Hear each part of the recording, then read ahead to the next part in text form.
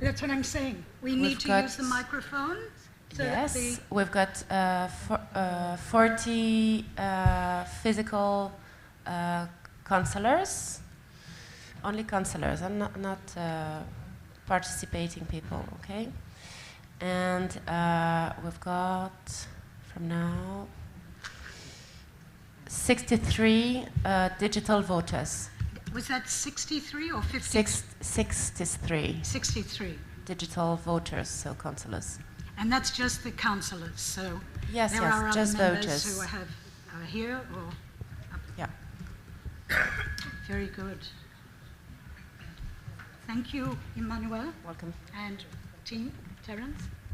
Annette, are there any last-minute motions? Oops.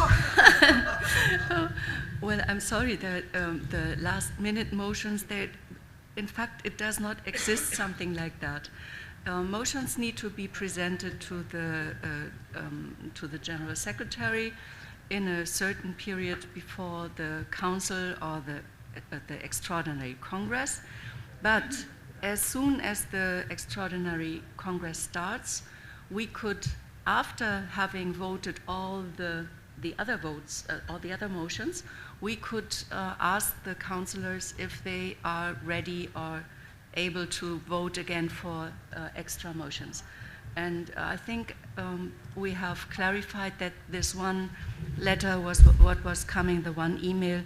That is not really a motion, it is just a request to represent the Nordic Center. Dimitri, do you have something to add to this? So that's a very important thing.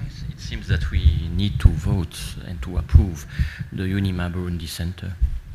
So maybe we need to do it now. Right. All who approve of UNIMA Burundi, and the statutes have been approved. Yes. Right. Yeah. Okay, those joining digitally. Anybody against? Wait, let's see. Edoya, you're there. Yeah. Who else is there? Any other executive committee members online? No. No. Okay, so just Edoya. Edoya, do you approve? Yes, he raised their hand. Very good. Anybody not approve? No any abstentions? Okay. And I think we need also to approve the cooperation of southeastern countries, no, Annette? We can do that. Okay. It's not, every national center can cooperate yes. with every other national center. In fact, the statutes say that that is very much wanted to cooperate together. It's nothing you have to declare or to. It's Happen. Yeah, it you should have, happen. you have Italy, France, Spain, who've been cooperating nicely for a long time. What Annette says is very important for also the councillors digitally connected, so that they can also ask or push a question in the time of the opening of the Congress, Extraordinary Congress, and we can put a new motion on the table. So it's not only the physical councillors, or that's also very important in this hybrid meeting to underline this point. Very good. Our next agenda item is presentation of the digital voting process. Is Kurt here, or Paula, or Terence?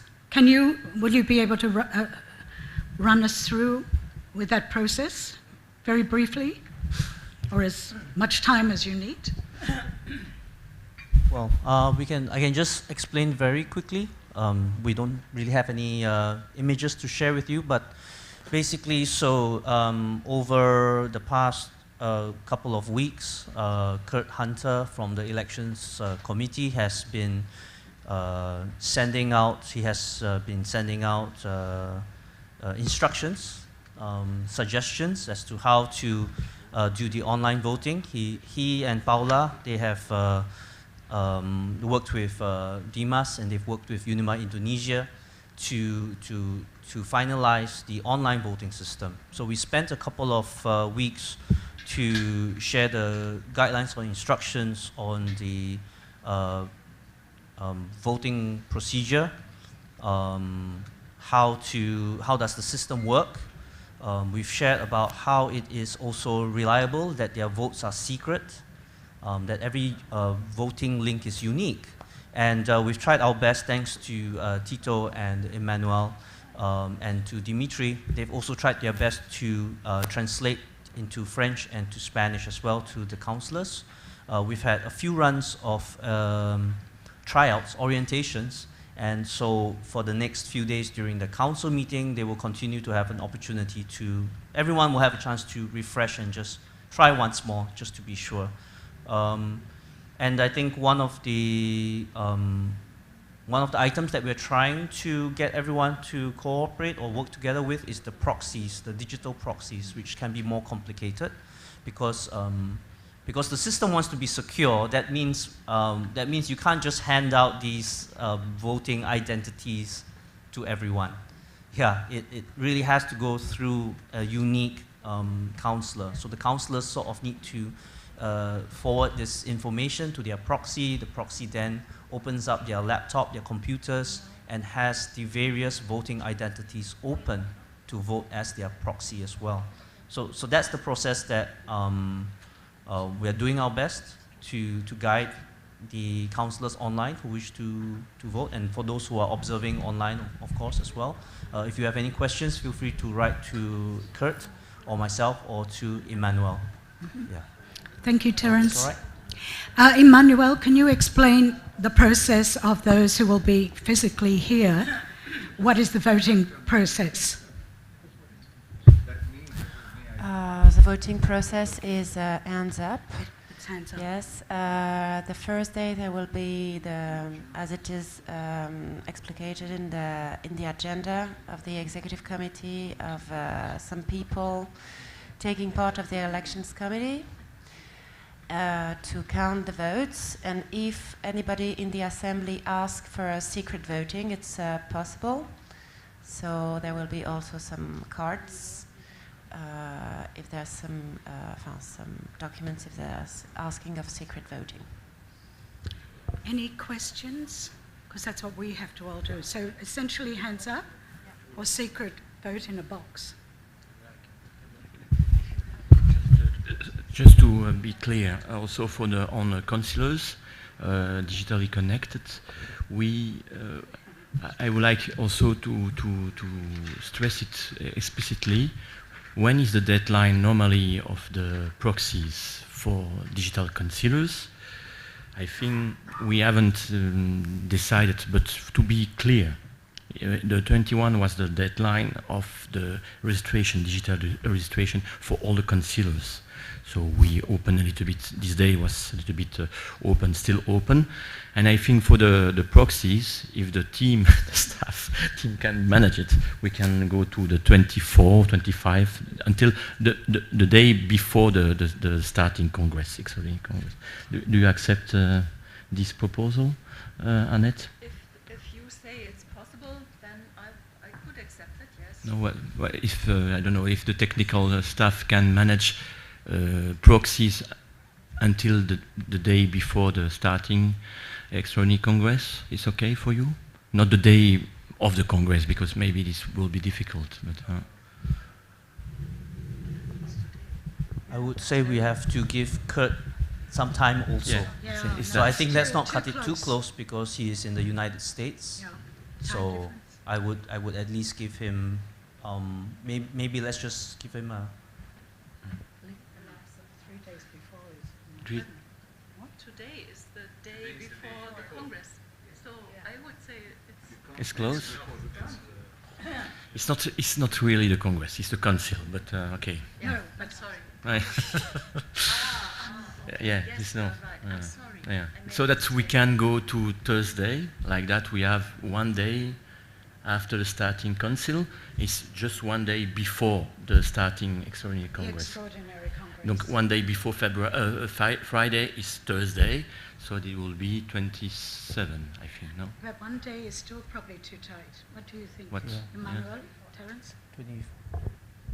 I just would say 24 hours, because the time that we're sure to see on the emails and then the time to treat and to create a link, you know, just to be sure to have it. One day, so that's it will be possible. Yeah. And we've got the Yeah, difference one of day hours, before. so maybe just 24 hours before, I would say. So that's like that. It's clear for everybody, so that some councillors digitally connect can have proxies also and ask proxies until Thursday. So 24 hours. Can you put the hour for us as well, and then we will email Kurt as well and the Indonesian team. Yeah. Thank you. So Annette, you're finished? Okay. So the next thing is the approval of the 2022 accounts and the presentation of the 2023 provisional budget. Lucille.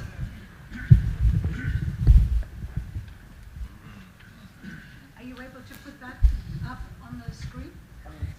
Yes, we manage it with Emmanuel.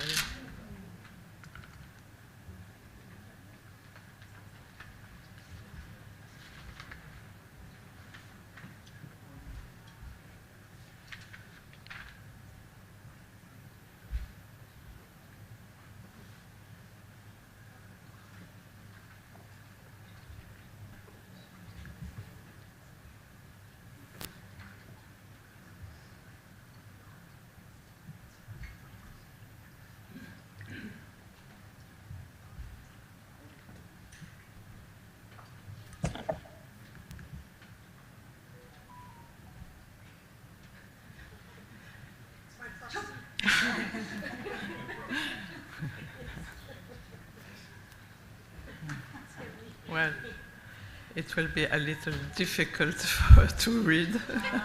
I have my screen, but there for you. But you receive it, I think. You receive it, yes, yes. Well, nice to meet you all here physically, and also the other on Zoom for this council. First, I have to apologize. We was not on time to send you the byline on this presentation. It's not easy for the accountant office to be ready on the beginning of the year, and we ask it to make the byline that you have received with the file of the council. But it's interesting to see the accountant presentation, because it's a real, it's not only the byline of the year, the past year, it's not this one. This one is our internal presentation. But the first you have received with the file of the council is not only the byline, but also the situation of our association.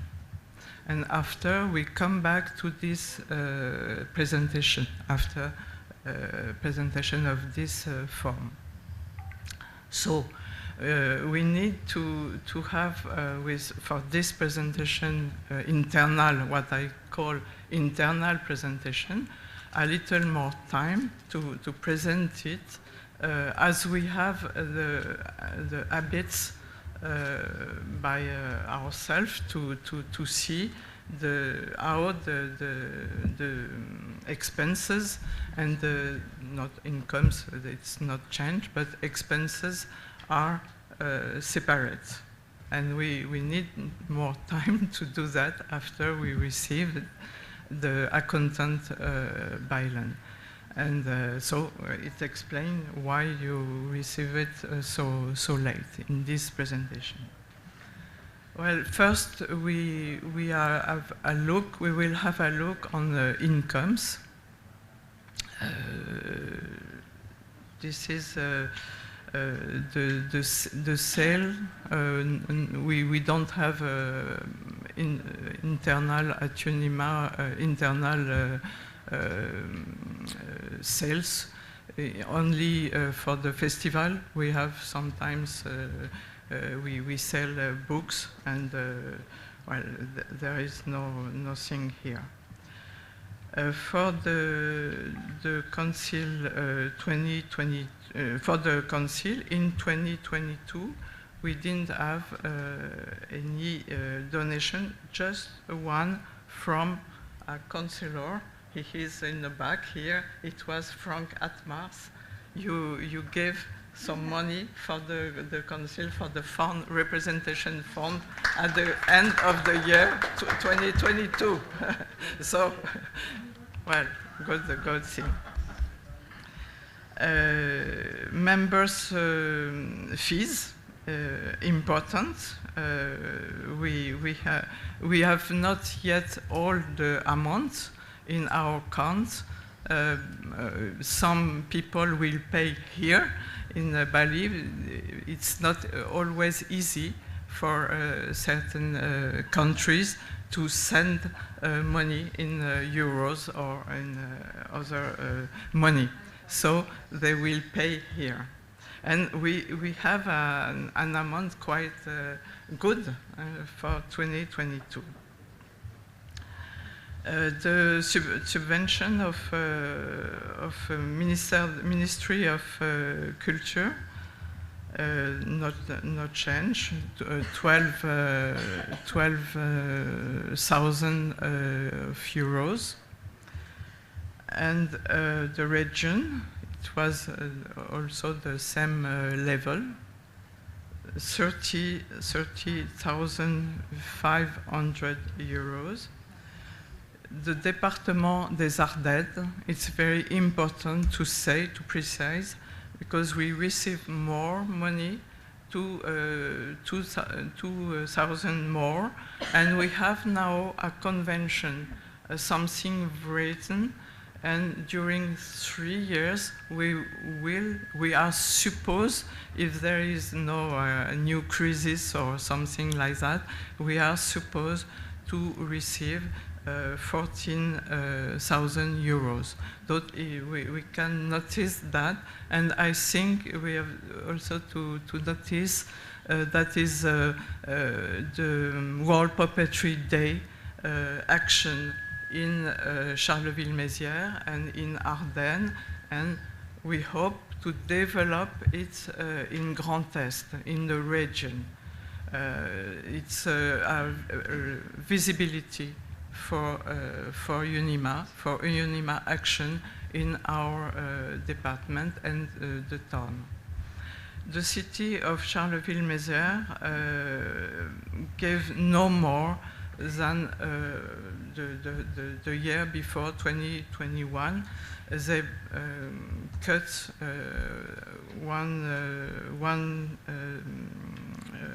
1,000 euros, and we are at 11. We stay at 11 in 2022. But as we had a special action for the World Puppetry Day, engaged by General Secretary with the help of Clément Perret-Jacot and Emmanuel also, for the welcoming of a delegation in Ukrainian delegation from Kharkiv, a links between the school of Kharkiv and the school of Charleville Institute. We receive a special amount at the end of 2022 from 2,000 euros. Les fonds UNESCO, it's for African project. The second year, it's very important to say that it's not an habit from UNESCO to give 2 years, 1 year after also a fund, and it will be used in 2023. We had just a little amount used in 2022, but we cannot use for everything else. The stock is what we have in office, with the books. Well, it's not. It's a variation. It's a difference between before and 2022. For the project, we have. You remember in Pilsen, it was a discussion about EVOC project.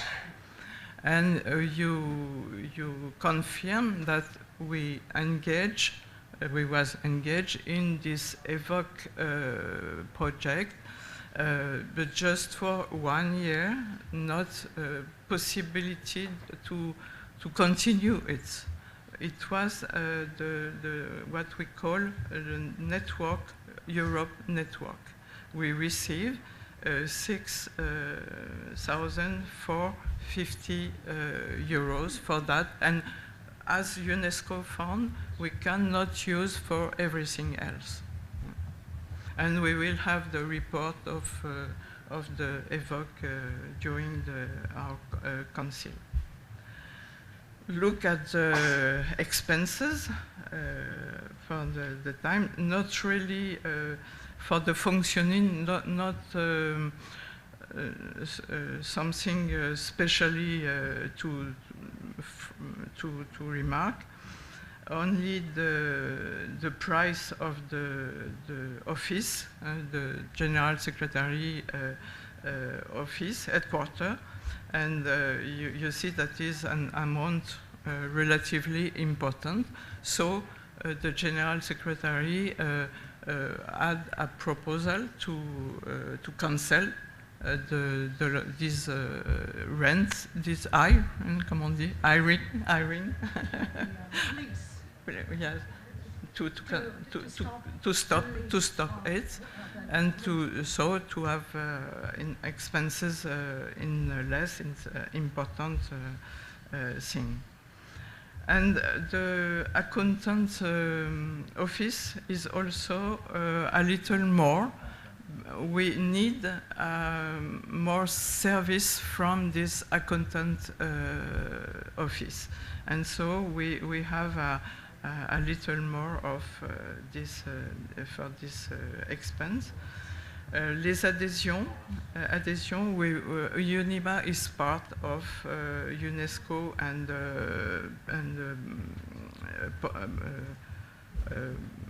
puppetry portal with institute, and we pay 2 years from this last 2 years. We pay it this year, and from UNESCO we give also a fee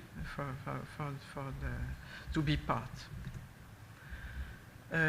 Personnel, we have a little more also, because our salary in Charleville-Mézières, and she's not always in Charleville-Mézières, is now from September full-time employed. So we have a little more for the salary, and what we call charge sociale.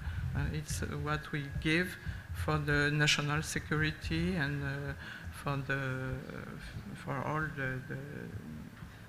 the fund coming for the state, the French state. We have a prestation absolute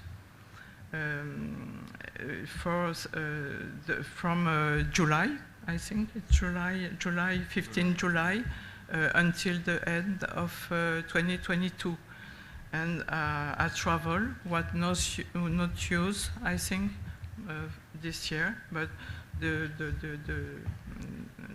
contribution to us, the invoice, no, it's not a contribution, but the invoice to Absolute include a travel, an envelope of 1,000 euros, but in 2022 it was not used. The project, we had the World Puppetry Day in Charleville, but it's not much. We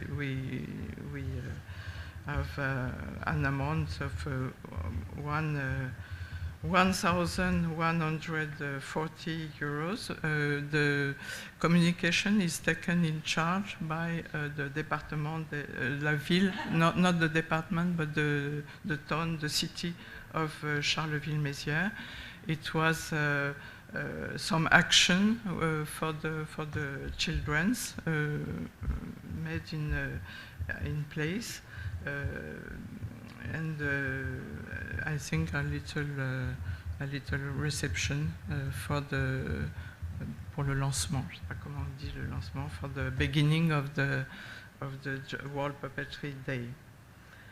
Comité exécutif conseil, it was Pilsen, and participation of elected from the board, and the travel from the salary.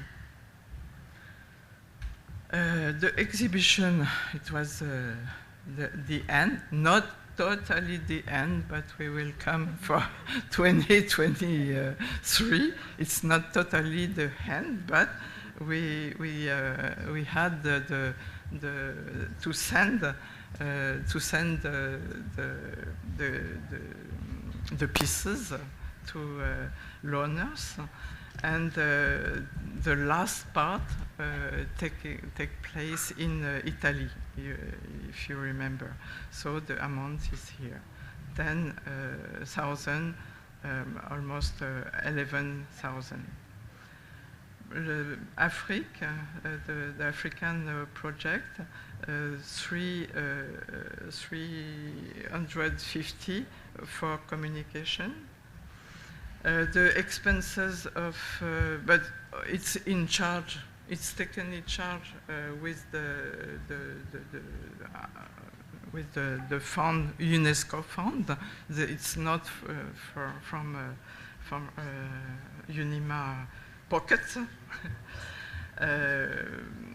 Le réseau Europe, EVOC, we just spent in 2022 almost 3,000 euros.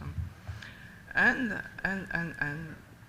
if we have a look on the incomes, we have here, and tout à fait à la fin, est-ce que je ne sais pas si on peut passer à la fin. We can go.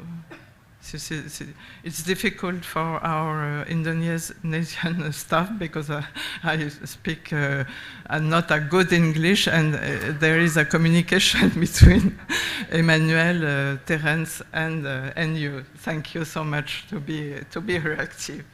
We have an amount from, we call it reversal for depreciation provision and dedicated funds.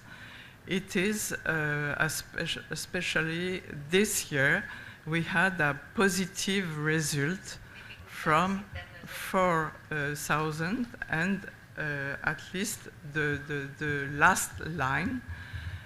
And as we have into 2023 an action for the festival, the accountant said to us, it will be good to keep money and to dedicate it to the festival in 2023.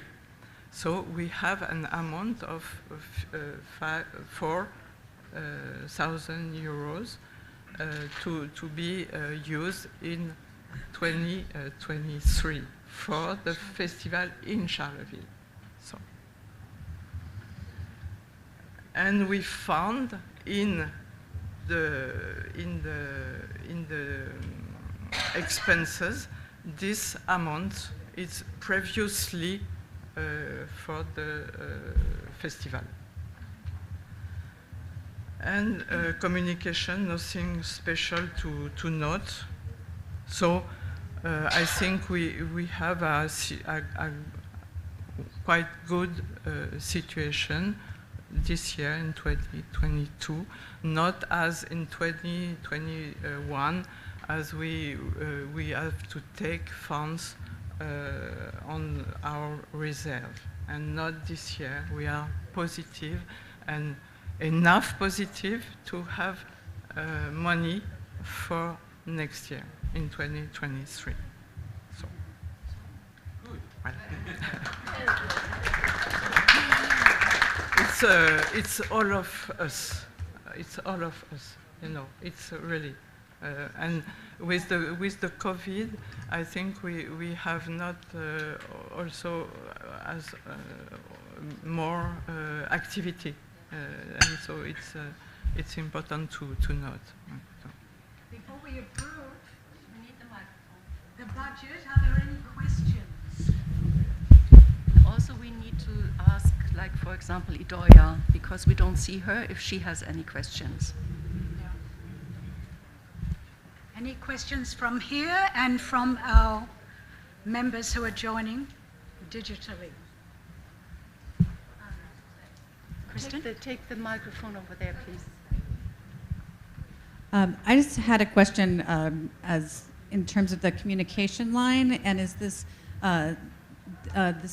similar to what has been spent in the past, or is it more or less, or not in the art salute and the salary lines, but in that line of for the webmaster in that final section? In the communication.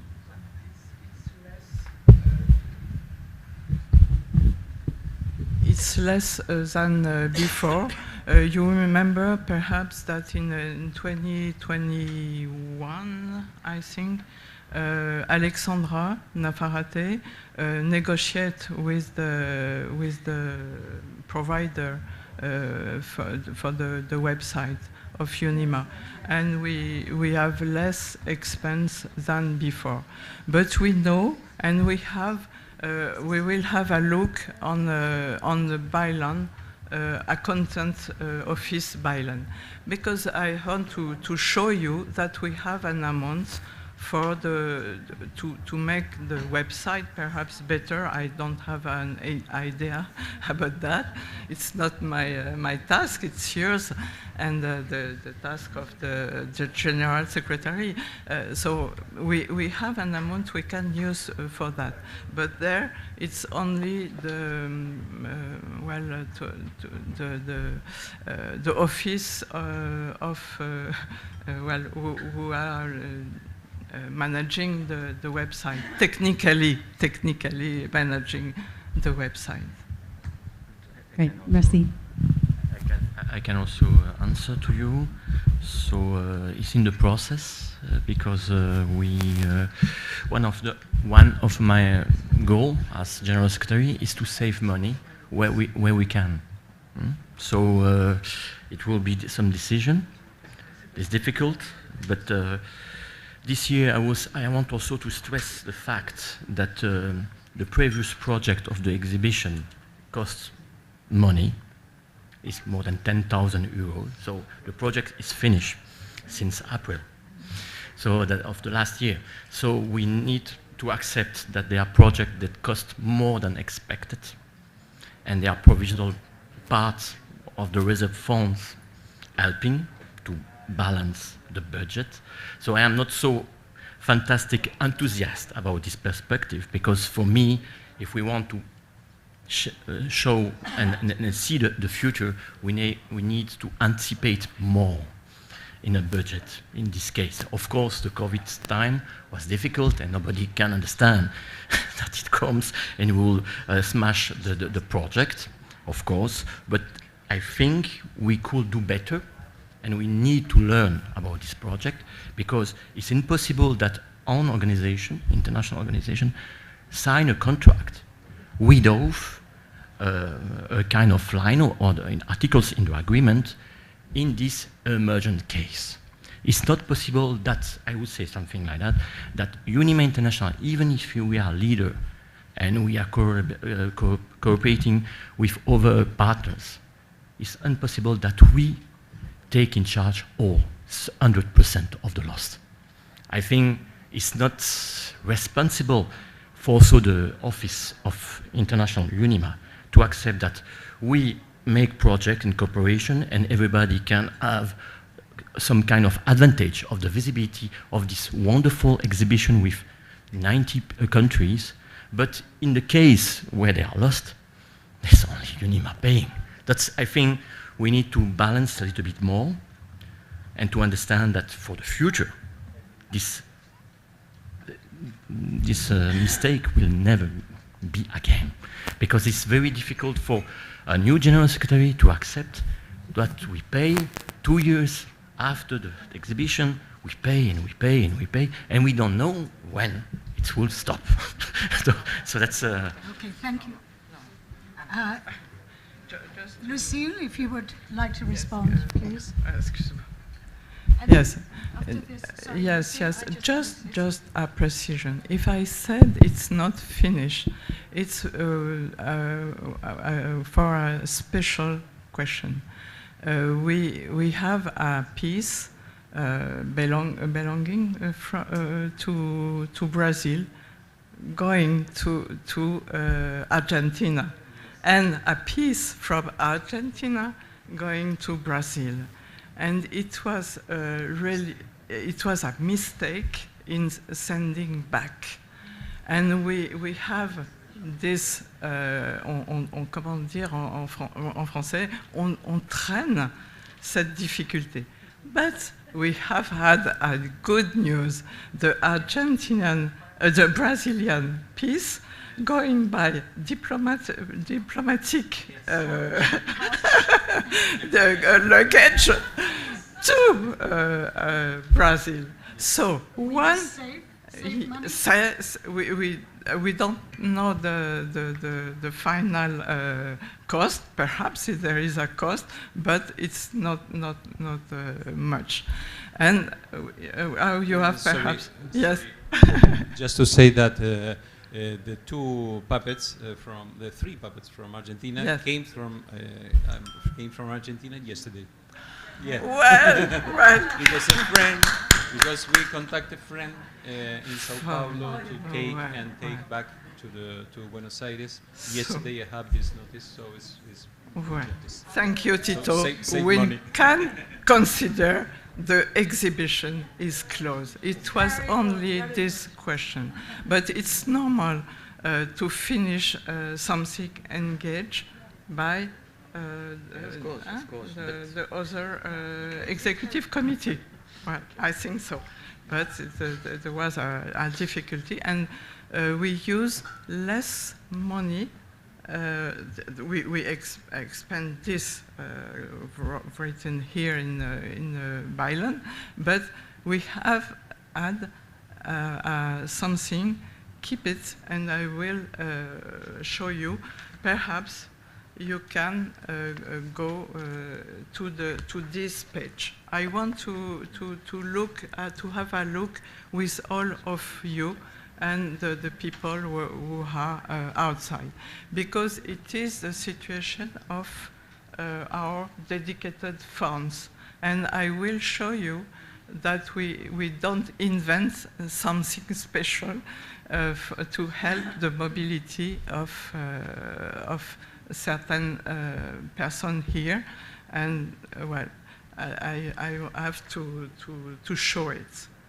So it's difficult. It was not previous, and the link is not possible to find. Perhaps we will have it in the well. Okay, can we stop?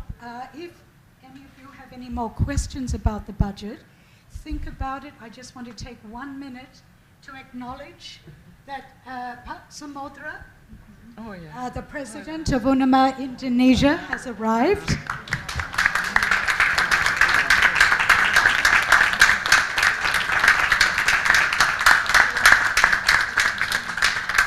Thank you, Pat, for all that you have done with your team and your beautiful wife to make this possible. And if you don't mind, shall we return to the meeting? But I'm so glad you were able to come. Thank you, Pat. Any questions? Any more questions about the budget? If not, again, we'll do a show of hands. We are ready. I think we are ready to show. I just want to show. Oh, you want to some, show? Okay. some lines here.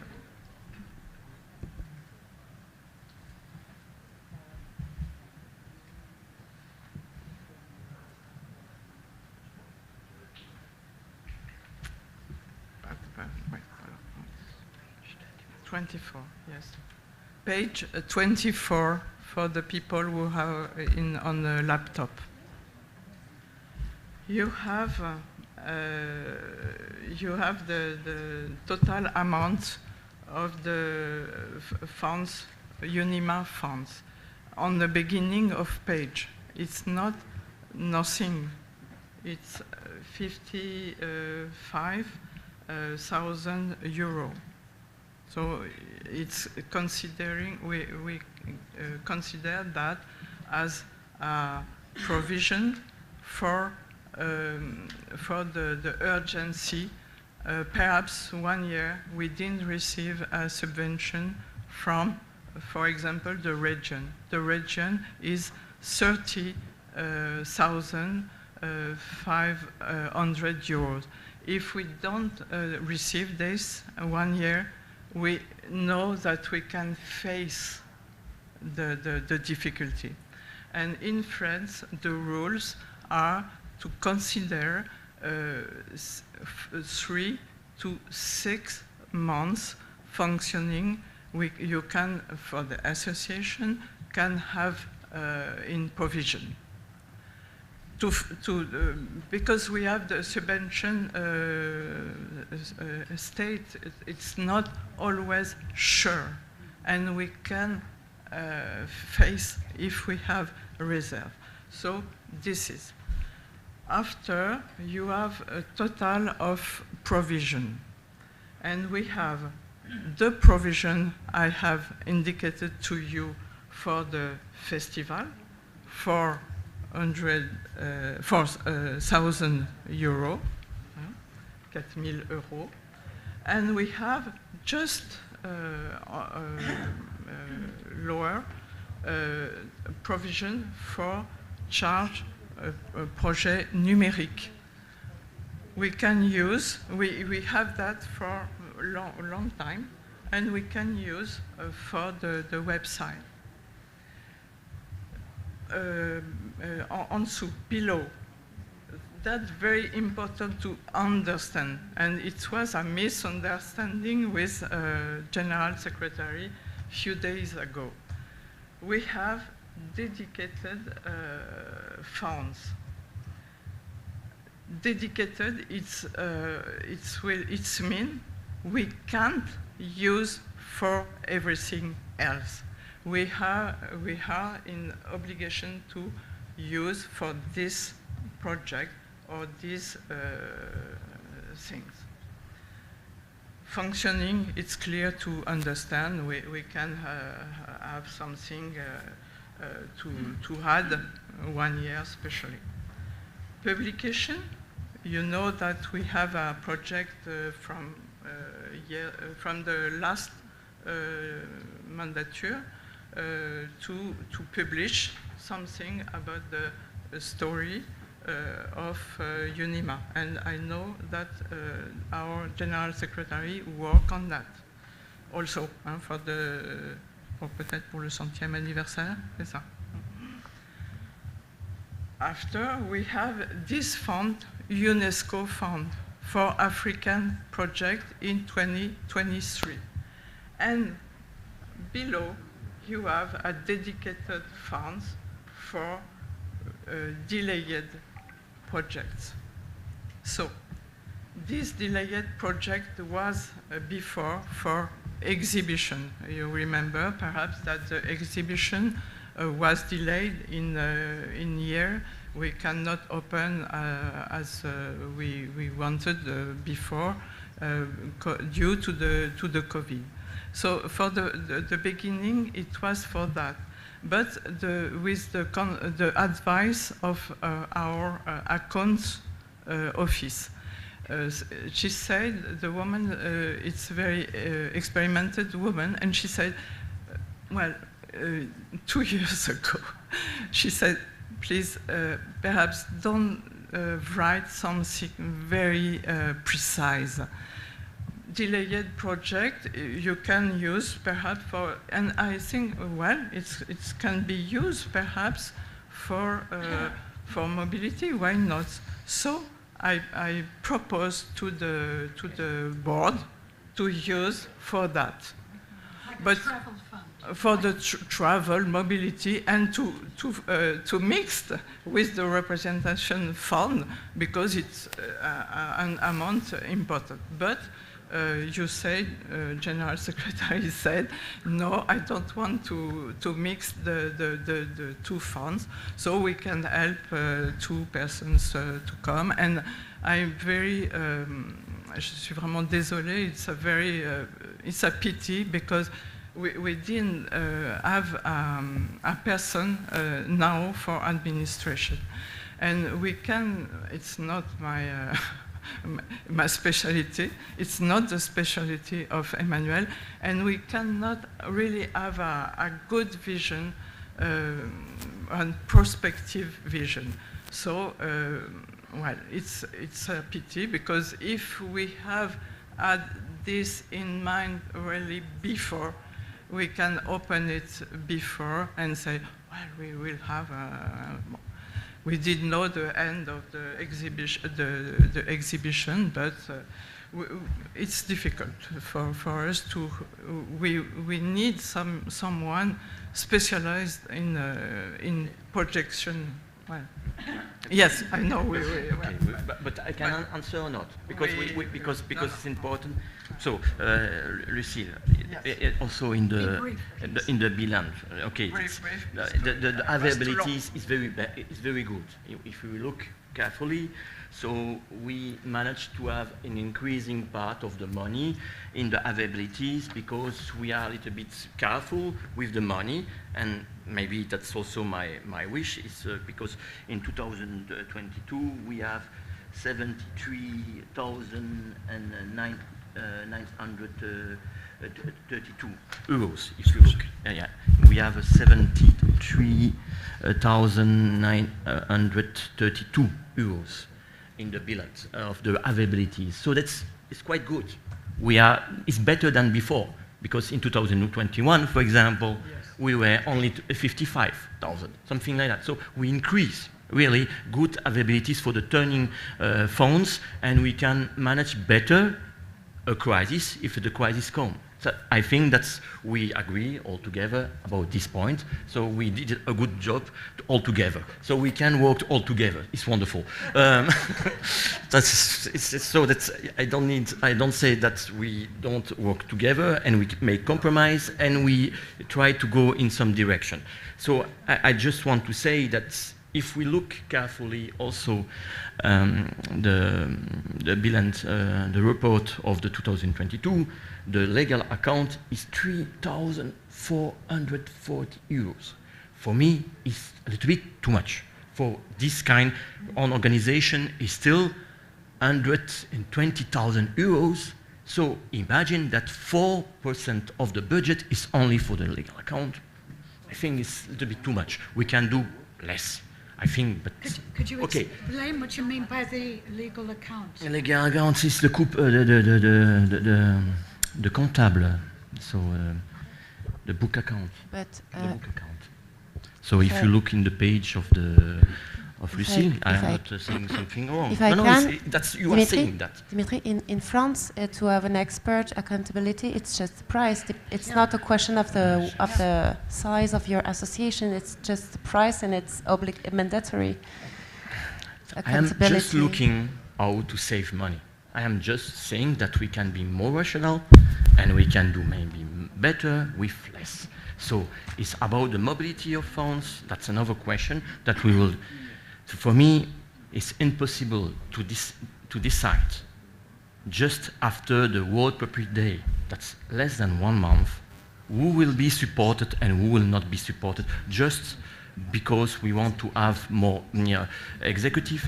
I think we need also to reassess that when we candidate all of us to be part of the executive committee meeting, one of the requiring conditions was the ability to travel by his own funds.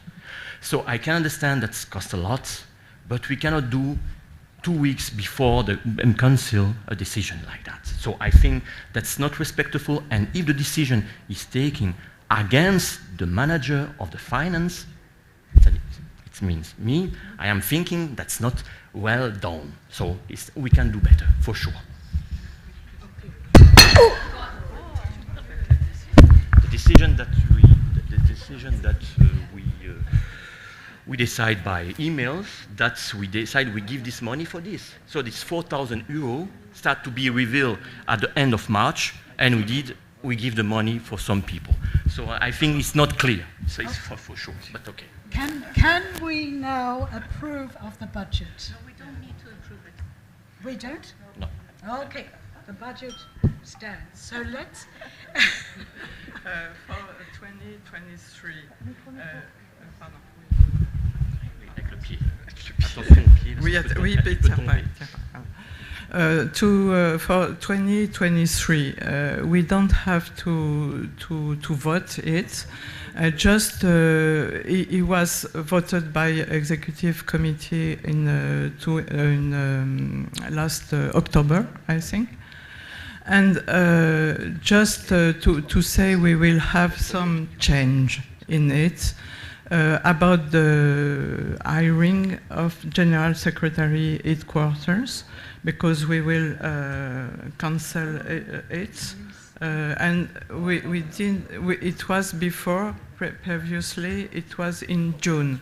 So we count le loyer, what we pay each month, just until June. We have to add perhaps 2, 3, 4 months almost to that. And the other to add is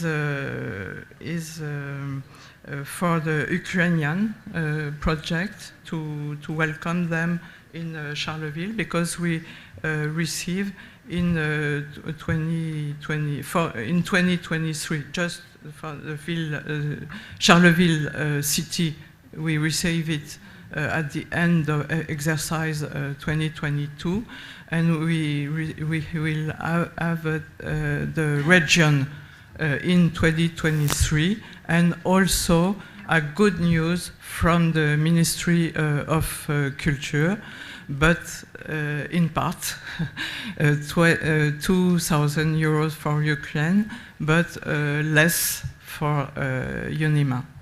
So it's not a middle good news. So I don't think it's we need to have a look on that. We will have a look on the council. Okay. We're running a little bit behind time. I think we can move on from the finances. And let's carry out agenda number 9. If you could just briefly mention your idea for a strategic plan. Your proposal. Okay, yeah, there's 2 proposals here. I'll talk more about the first one than the second one. So I've discussed this with a couple of people over the last month or so. Yes. The first one to read a letter. is to establish a working group to consider the future of UNIMA in a slow and strategic way, because many things come up. There's been questions raised about the centre in Charleville, the funding, the way in which the commissions work.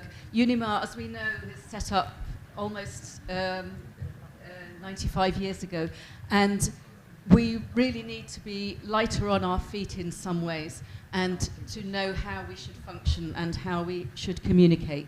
So this is a response to some of the issues that have come up, but in a slow and strategic way, so that we're not put in the position of making quick decisions on our feet when we haven't had time to consider it, but to gather a group, a smallish group of people who will do some research into other similar organizations, see how they are working, see the most efficient and practical ways of working in this digital hybrid world where it's so wonderful, by the way, to see people physically, but we also have to do a lot of online communicating, working, and so on. And to explore options, not to change, the proposal is not to do any radical changes right now, but is to bring to the Congress in 2 years some different proposals about how we might function. There's been questions raised in the past about the possibility of having UNIMA less centralized. However, we know very clearly that the vast majority of our funding is coming from France, so we need to respect that and not do anything dramatic that will risk that funding. So it's to put together solutions to propose to the next Congress. So that is the first proposal, is to establish this working group to look at long-term planning strategy processes, which will include things like possible funding, and we really need to look at the world that we are in and the ways in which small international organizations can function. That is the first proposal. I don't know if there are any questions in relation to that. I would say, Kariat, that we already, I think, we thought about, we are in a process of making less and less big, but more and more efficient in the local or regional level for UNIMA International, and also that's one of my goals. When we speak about the possibility of decentralization and we have international cooperation with centers, with 3, 4, 5 centers, this of course the French, Italian, but that was before the time of my time, I would say. But for example, the Nordic centers, they will present in the council meeting, they succeed 5 centers all together with UNIMA Ukraine to have funds, a very important funds, and to make a project for the next 2 years, and they succeeded. Where us, at the big level, international, we cannot succeed to have European funds. So it's in one way, we need also to think about the possibility of on members and on councillors and on centers more than the international level. I am totally agree with you, and I think we are going in this direction more and more. So thank you for your proposal. Yes, I agree. These things are already happening, and the proposal is to consolidate some of those and also to formalize it in some way. Okay. I want to return to some of the sections in agenda number 8. So, Yes. I apologize. I have to read it. I try to write in English. So my English is bad, as you know, but I will try to share with you. It's some reflection of treasurer on the current functioning of UNIMA and the role, and especially on the role of the treasurer in that.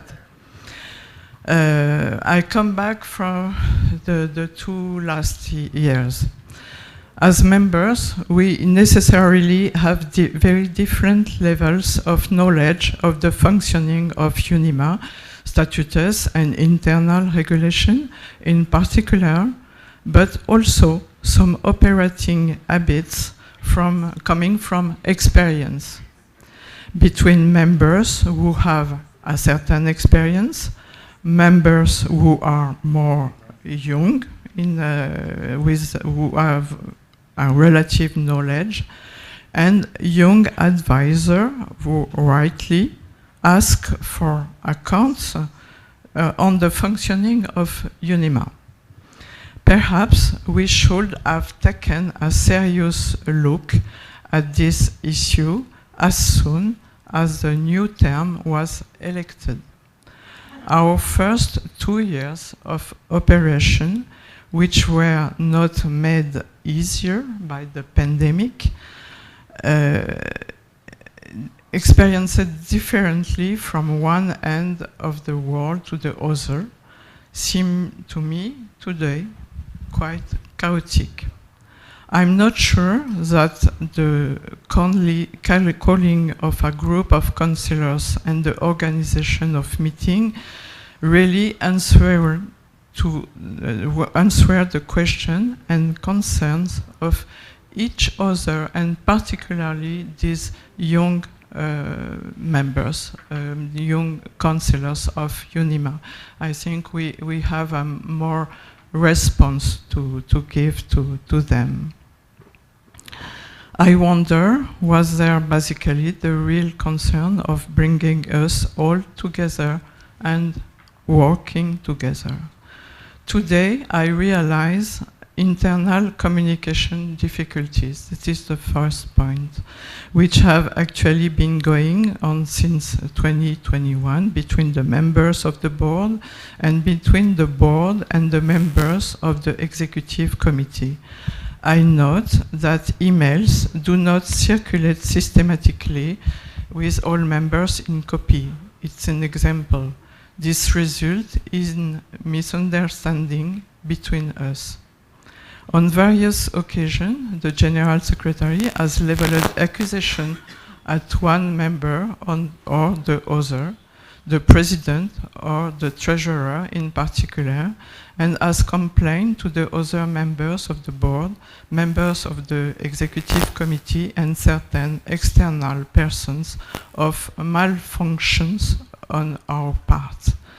This way of distilling information, most of the time false, because it is misinterpreted, is particularly harmful, because everything ends up being no. A bad atmosphere has gradually settled between us, and as far as I am concerned, a great mistrust. Other point is different levels of information between the members of the board and the executive committee councillors. The agenda arrived late. Agreement on the points to be addressed requires several discussions between the General Secretary and the President. At the last minute, it is not always possible for the councillors to add other points, and the meeting of the Executive Committee do not allow most of the time to address all the subjects. Other points, for me, it's an important point. We have just saying that we are an international organization, international association, and we must observe some rules. The votes are not always clear. This then results also misunderstanding. Decision making without consultation on the part of the General Secretary, who often works with the assistant consultant and or the councillors, the national centers, without relaying the information afterwards. My relation with the General Secretary have been difficult since September 2021. And I have to come back to this fact because I think it can explain the difficulty. Well, we are sitting on the side. I have to say that we don't need to love us or to appreciate us to work together. It's clear for me. So I think it's interesting to come to this decision taken by General Secretary in September during the festival. When he put... Wait, I will explain. When he put an end without consulting the members of the board, in particular myself, treasurer, to put an end to the mission of Alexandra Nafarate, who had an important function in terms of administration.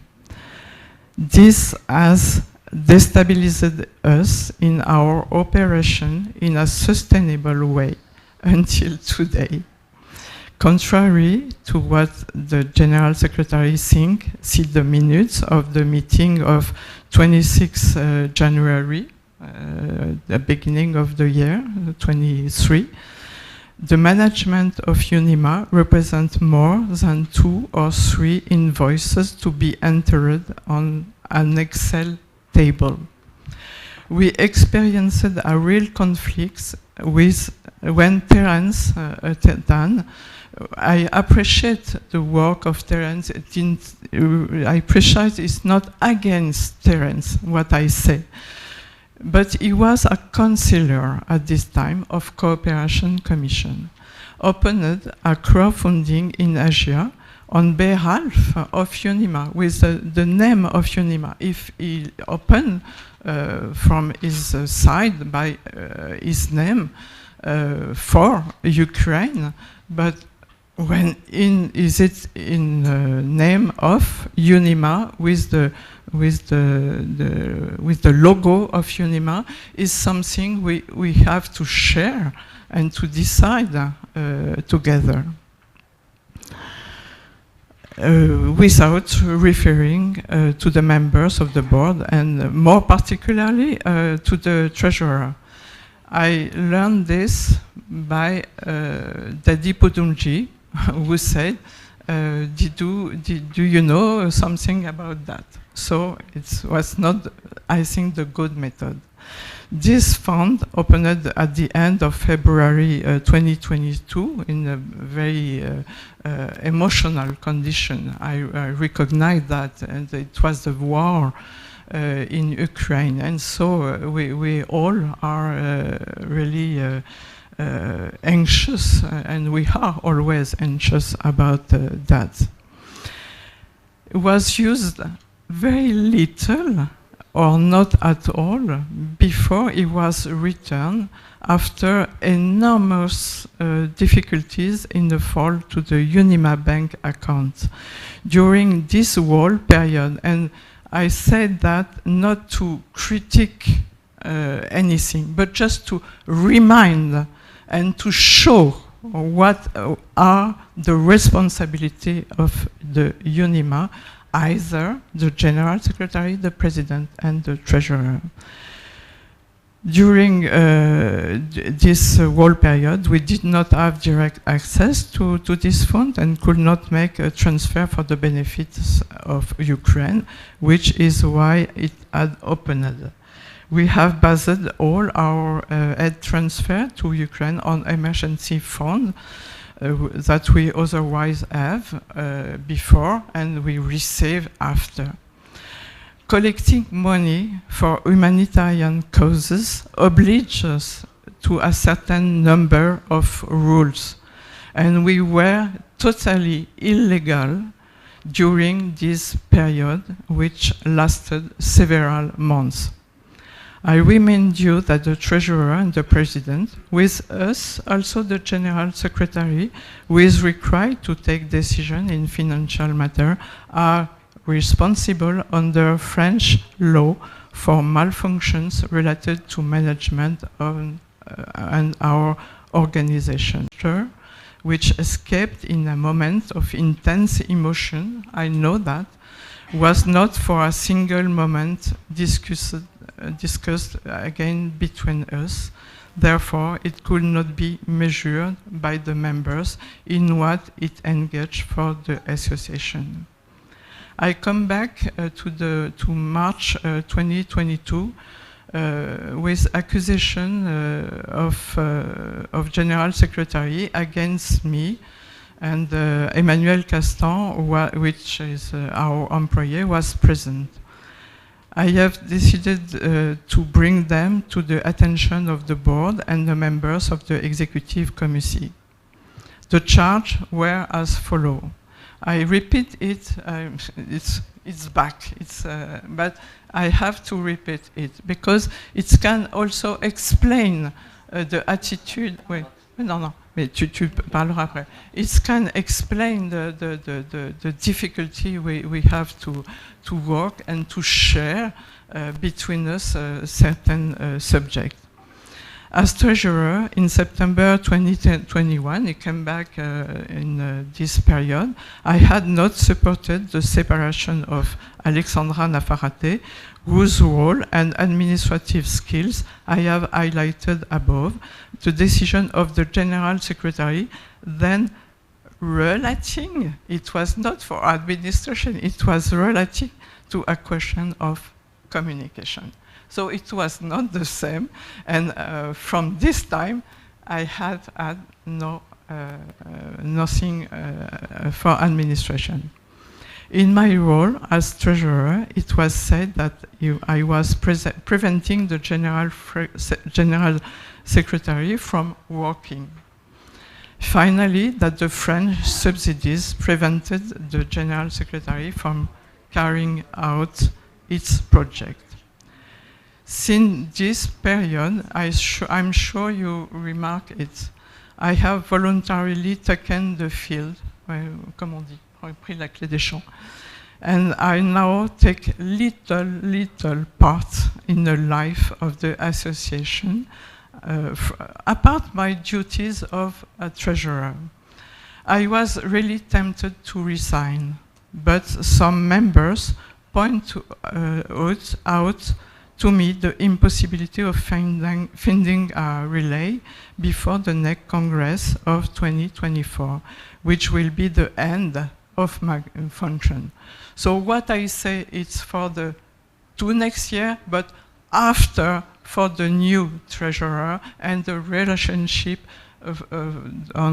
between the treasurer and all of you, because you will be here after, I hope.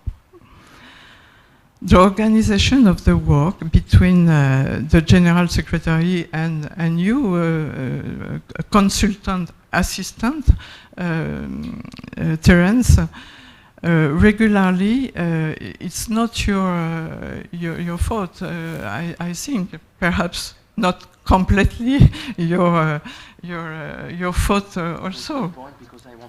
Yes, I will. Yeah. Yes, yes, yes. It's my point of view. It's my point of view, but based on reality, on fact. On your reality and my reality. Yes. So excuse me, Lucille, is it almost finished? Because I think that yes,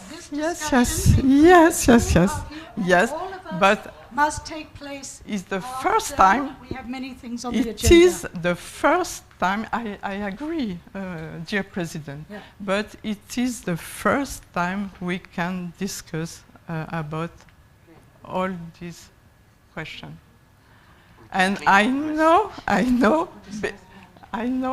Correct, because After.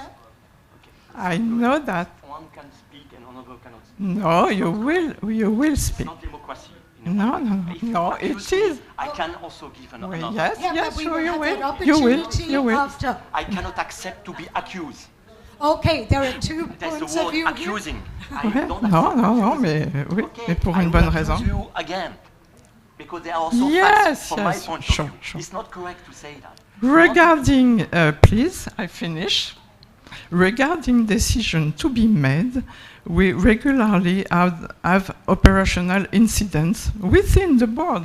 All the board can constate that, because the chain of decision is less and less clear.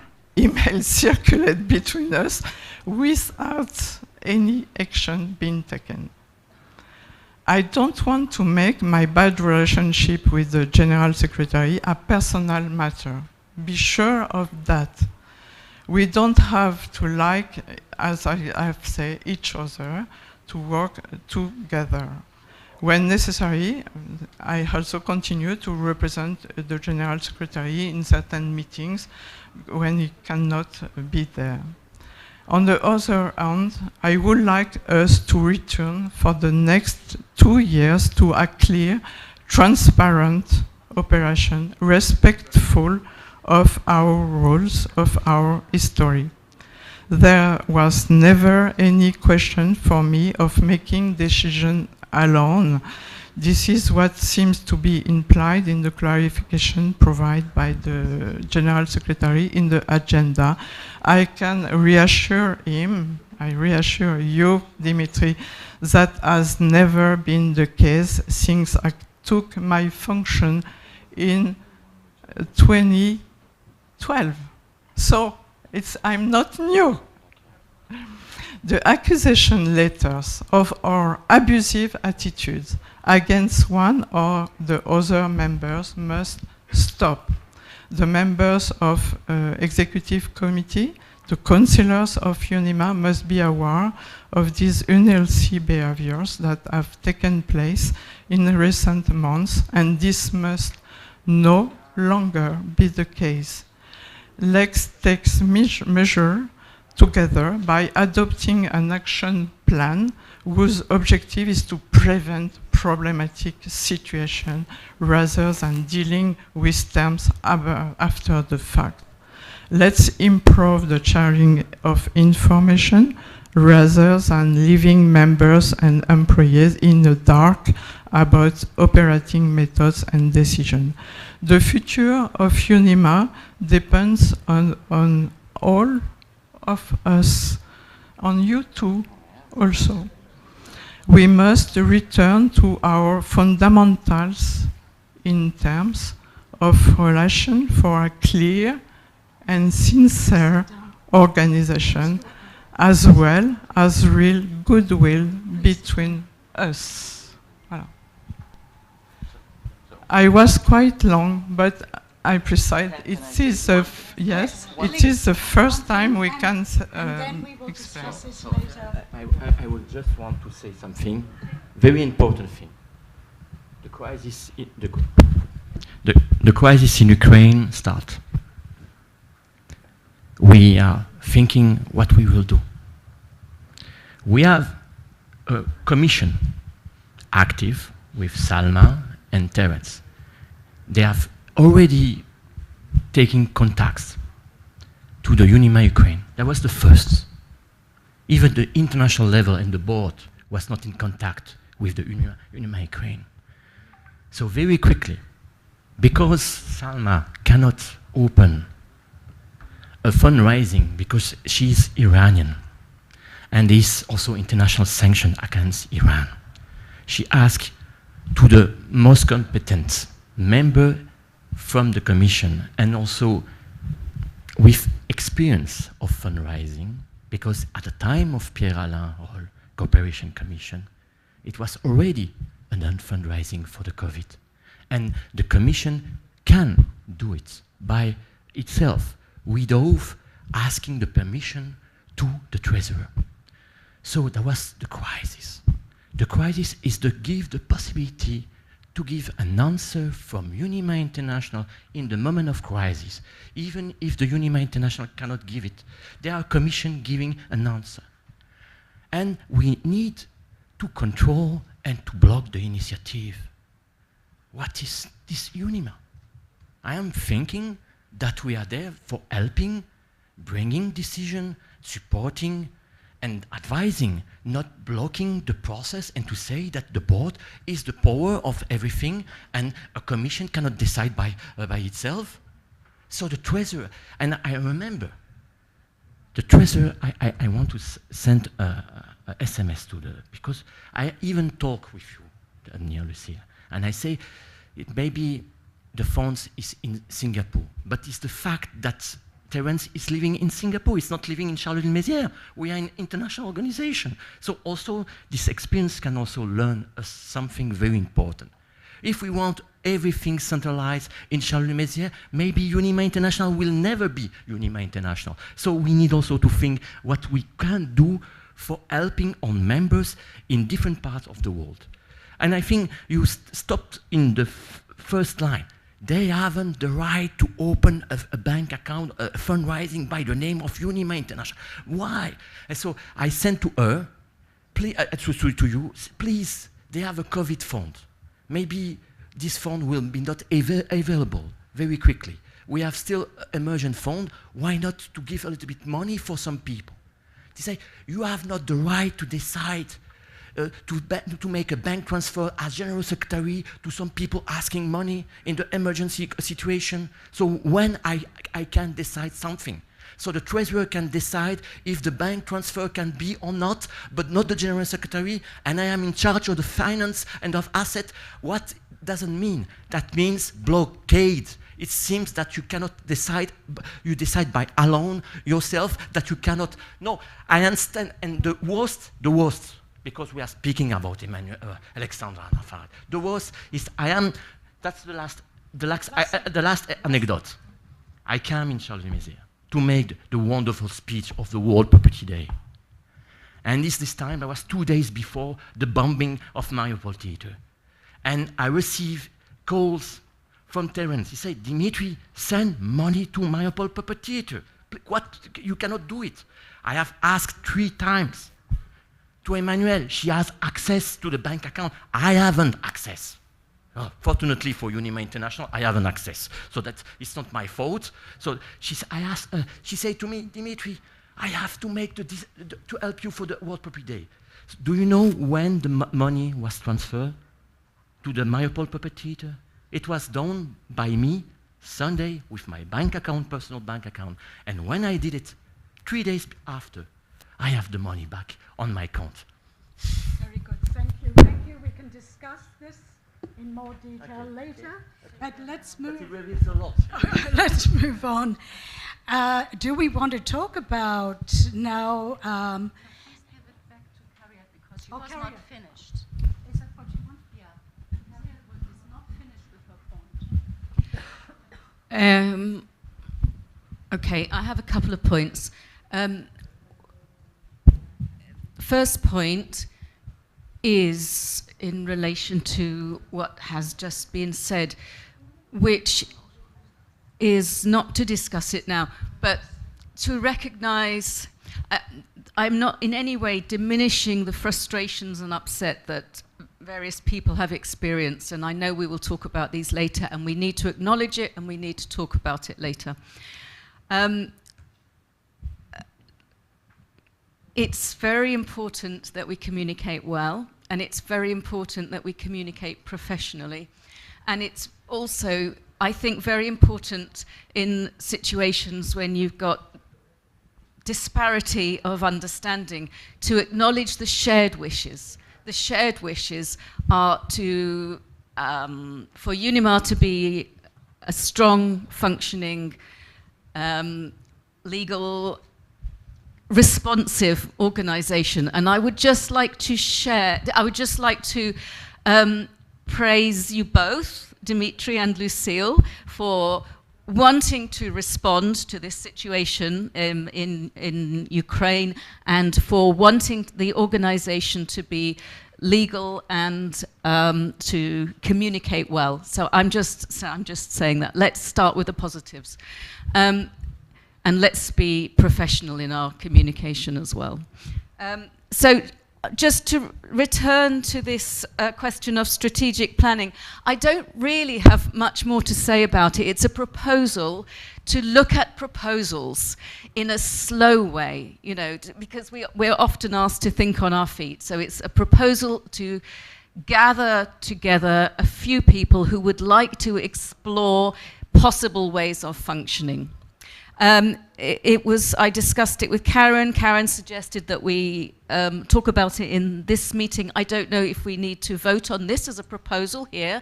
It's not a formal motion.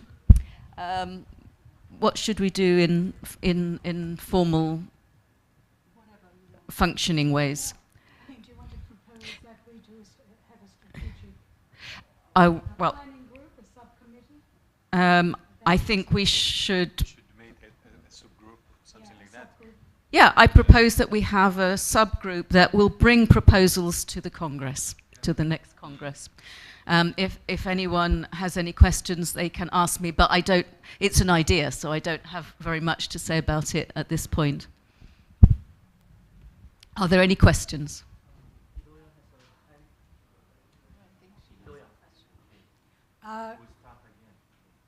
Okay, can the honorary president make a comment?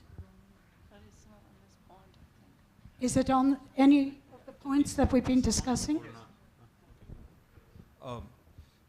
It's rather unfortunate that it's out in this meeting, but as the EC knows, that there's another letter as well which some of us have signed, and that is going to be there this afternoon in a closed meeting, as Karen has suggested.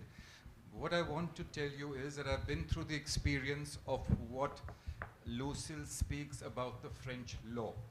During our term, and during the past Secretary Jacques' term, there was an incident with one of our employees, and as we know, we all come from different countries and different laws, but whether we like it or not, we are sitting in France and we are true to that country's laws. And something went wrong there, and UNIMA had a very tough time to get out of it with cases in the court. Let me tell you this was some time back. So it just pays to be a little careful. Whether, as I said, whether we like it or not, we are based in that country. The constitution is from that country. And something went wrong unintentionally, without the person knowing, that secretary, that the way it has to be handled, which really speaking, any country is handled in a proper way. And it did make a huge dent in our budgets to go to court and to make compromises and blah, blah, blah, blah, blah. So it's just a question of being a little careful. That's all I want to say. Okay, thank you, Dadi. Carriot? Adoya.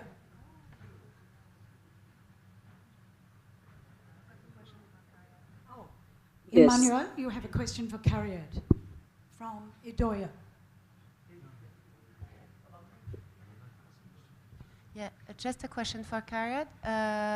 Is it an invitation to the executive committee to join your group? Because if it's the case, are you asking the executive committee members to be part of this group, and do you want to constitute it today, or do you want to open it as a discussion and constitute it after the council? Just to know for the minutes and to be clear with. I am asking the executive committee if they agree with this proposal. Yes. Yes, very much. Then the next step is to discuss how it will be formed and who will be part of it. Can I say something? I think it will be better to let also the councillors also have a big part of this discussion, because we have a lot of councillors. They give also good ideas, and I don't agree with Lucille. The meeting of last May was a kind of a vivid of ideas, and there was 4 days with 40 centers meeting. And I think we cannot, as international executives, say a meeting of 40 centers have not the right to meet and to discuss about the challenge of UNIMA International. They have the right because they can do it by themselves, because they are centers and they can connect all the centers as in the international goals. And I think we need also, as executive, to listen also maybe the councillors for the changing process of the future. So I will ask for the subgroup not to be just member of the executive. I think that will be not so productive. I think it will be more productive with people outside from different centers. Yeah, no, I'm completely happy with that, yes. How about your proposal too? Is that I can move to that, but how shall we proceed with proposal 1? I think maybe we can start in these days here, because we are here. So maybe we can start with thinking in what put an hour and... in the next meeting on the 1st of May. Okay, yes, that's fine. We'll discuss it on the 1st of May, although I have to leave quite early for the airport. So. The second proposal is in the light of climate change, and I have flown here, and most of you have also flown here, so it's not a sort of holier than thou thing. It's just, how should we, as a responsible organisation, monitor the way in which we have impact upon the world around us, which is going to become increasingly important over the next 5, 10, 20 years, and might eventually force us to make changes, but let's be proactive about those changes now. We're already having hybrid meetings, which is something that you know, is really beneficial. And I'm also deeply moved by being able to come here and see people in person again. So it's a question. Okay. You had a response. I would like to respond to that because I really think that is very important. And because of that, the Statutes Commission already tried to formulate a wording for a motion, which is included in the dossier. So that would go completely in this direction. Very good. Thank you. And we'll continue this in the next meeting. Now we move on. Oh, Idoia, you have something to contribute? Yes, I wanted to speak, but it seems that we are here and nobody sees us. Okay. I just wanted to say two things. First, regarding to what Dimitri said, that, okay, it was about the emergency situation of Ukraine. Yes, it was an emergency situation, but there is an emergency fund in UNIMA already. So it was not so urgent to have a crowdfunding, another crowdfunding, because there is already in UNIMA. So it is not so urgent. There is already. This from one side. So please don't. It exists already in UNIMA, a fund for that. And regarding what Karia said, I agree. It's very interesting what she said. And okay, it's good to have councillors, but please, if you do it as the May so-called council that it was organized, but if you do it something like this, it's good to call all the councillors, not only part of councillors, because that May council, not all councillors were called. And this is a problem that is existing now in UNIMA. Not everybody got all the information. Not everybody got all the emails. For instance, to this meeting, I didn't get the link to attend this meeting. I got it from the Spanish councillor. I didn't got the link. So this is happening. Thank you, Idoia. I think we can move on to the next agenda item. Yes, just to say, of course, this should be open to all councillors, and if there is this strategic working group, it should be communicated to all councillors. Please, I think what I said is very serious. I didn't got the link to attend the meeting. Yeah, I wanted to ask, what is the problem with, because that was several times that only Idoia seems to not have received something. So is there a wrong email or what is happening? Sorry, not only me. In the chat, I've seen that many people didn't got the link to vote. The chat, online councillors said that I read in the chat. Many councillors said that they didn't receive the link to vote. I didn't receive the link to this meeting, not the other meetings. The council meetings, I received the link, but I didn't receive the link for the executive committee meeting. I received the link to vote. But many councillors said in the chat that they didn't got the link to vote. So it's not only my problem.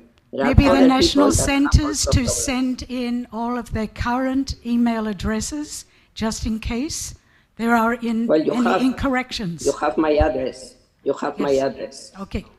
Emmanuel, did you have something to say?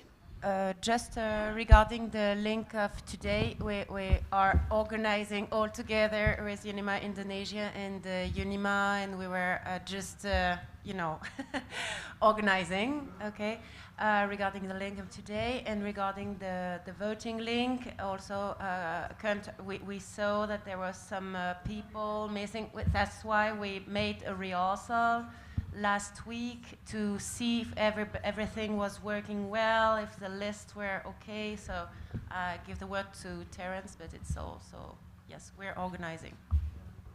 Yeah, hi Idoya. So just to answer that question to you also, yes. Or to explain in general about the problem about you experienced. And it's not only Idoya who experienced this issue, it is also the councillors, some of the councillors who are physically here and all that.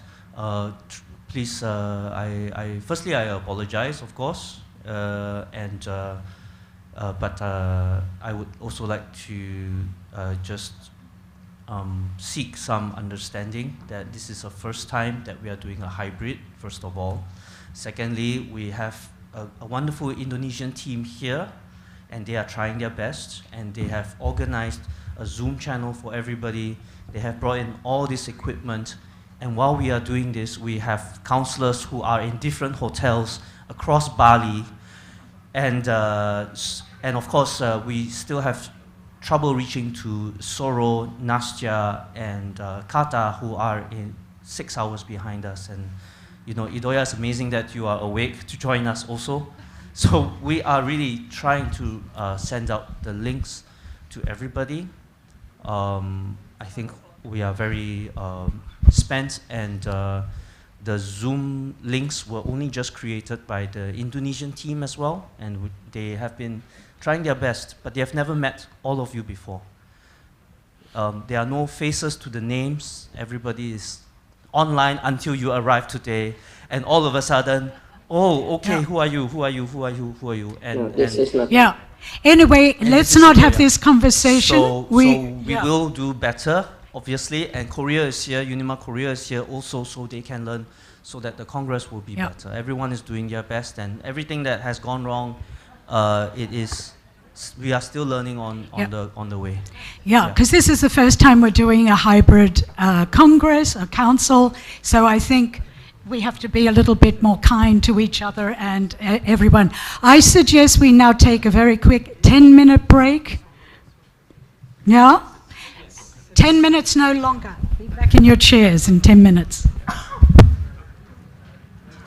11:15, we continue. Please. I just want to say something. Hello. We say coffee. Yeah, coffee is ready on the right side of this room.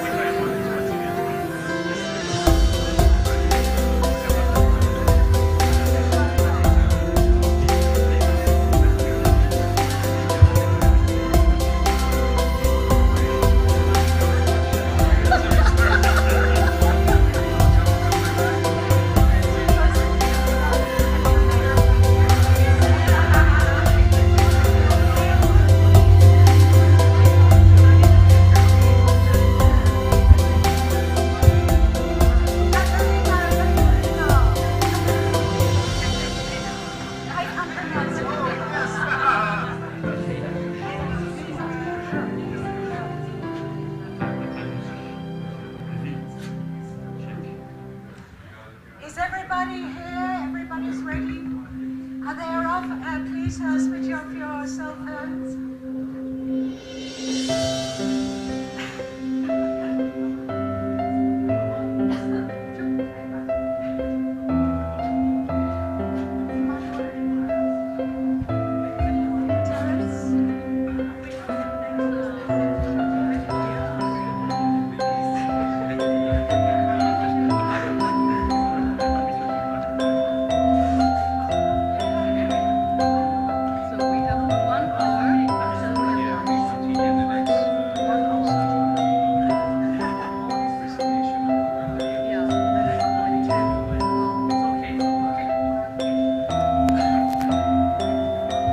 We're going to resume, and with point 10, the resignation of Ruben Dario Salazar as president of the Three Americas Commission. There have been, you've been discussing possible ways to carry on the commission. Please, could you,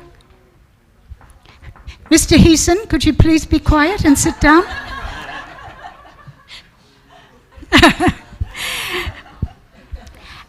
And so I've included, well, we've included Dimitri, Tito, Louise, Kristen, and of course the whole executive committee, but members of that, or who live in that region, can speak. So, Dimitri, do you want to start, or Tito? I think Tito could start. Okay, no? Tito? We can start with the evidence that, unfortunately, and we regret that Ruben Dario Salazar resigned. Of course, he tried to manage a lot of problems, and the COVID time was not so helpful for him. But it's true, maybe the charge is very huge and big, and as an international representative and president of a Commission, Three Americas, is one of the most important part of the world, so that from Alaska to Chile, to manage everything, the communication, he could only speak Spanish. I think there are many challenges. It was a lot of challenge for him, and unfortunately, he resigned because he felt that after 2 years it was maybe not possible to continue. For him also personally, he's also manager, director of a theater, national theater from Cuba. So maybe we tried also to put the resignation of Ruben in the context of Cuba. So that's and his responsibility about his theater. And now we need to find a solution for this huge commission. Or we have different possibility tracks, maybe, and the discussion will open. Please. First of all, sorry, I just want to take 1 minute to talk about something that, because everybody looks so shocked because the discussion between our treasurer and our general secretary, just only to say that we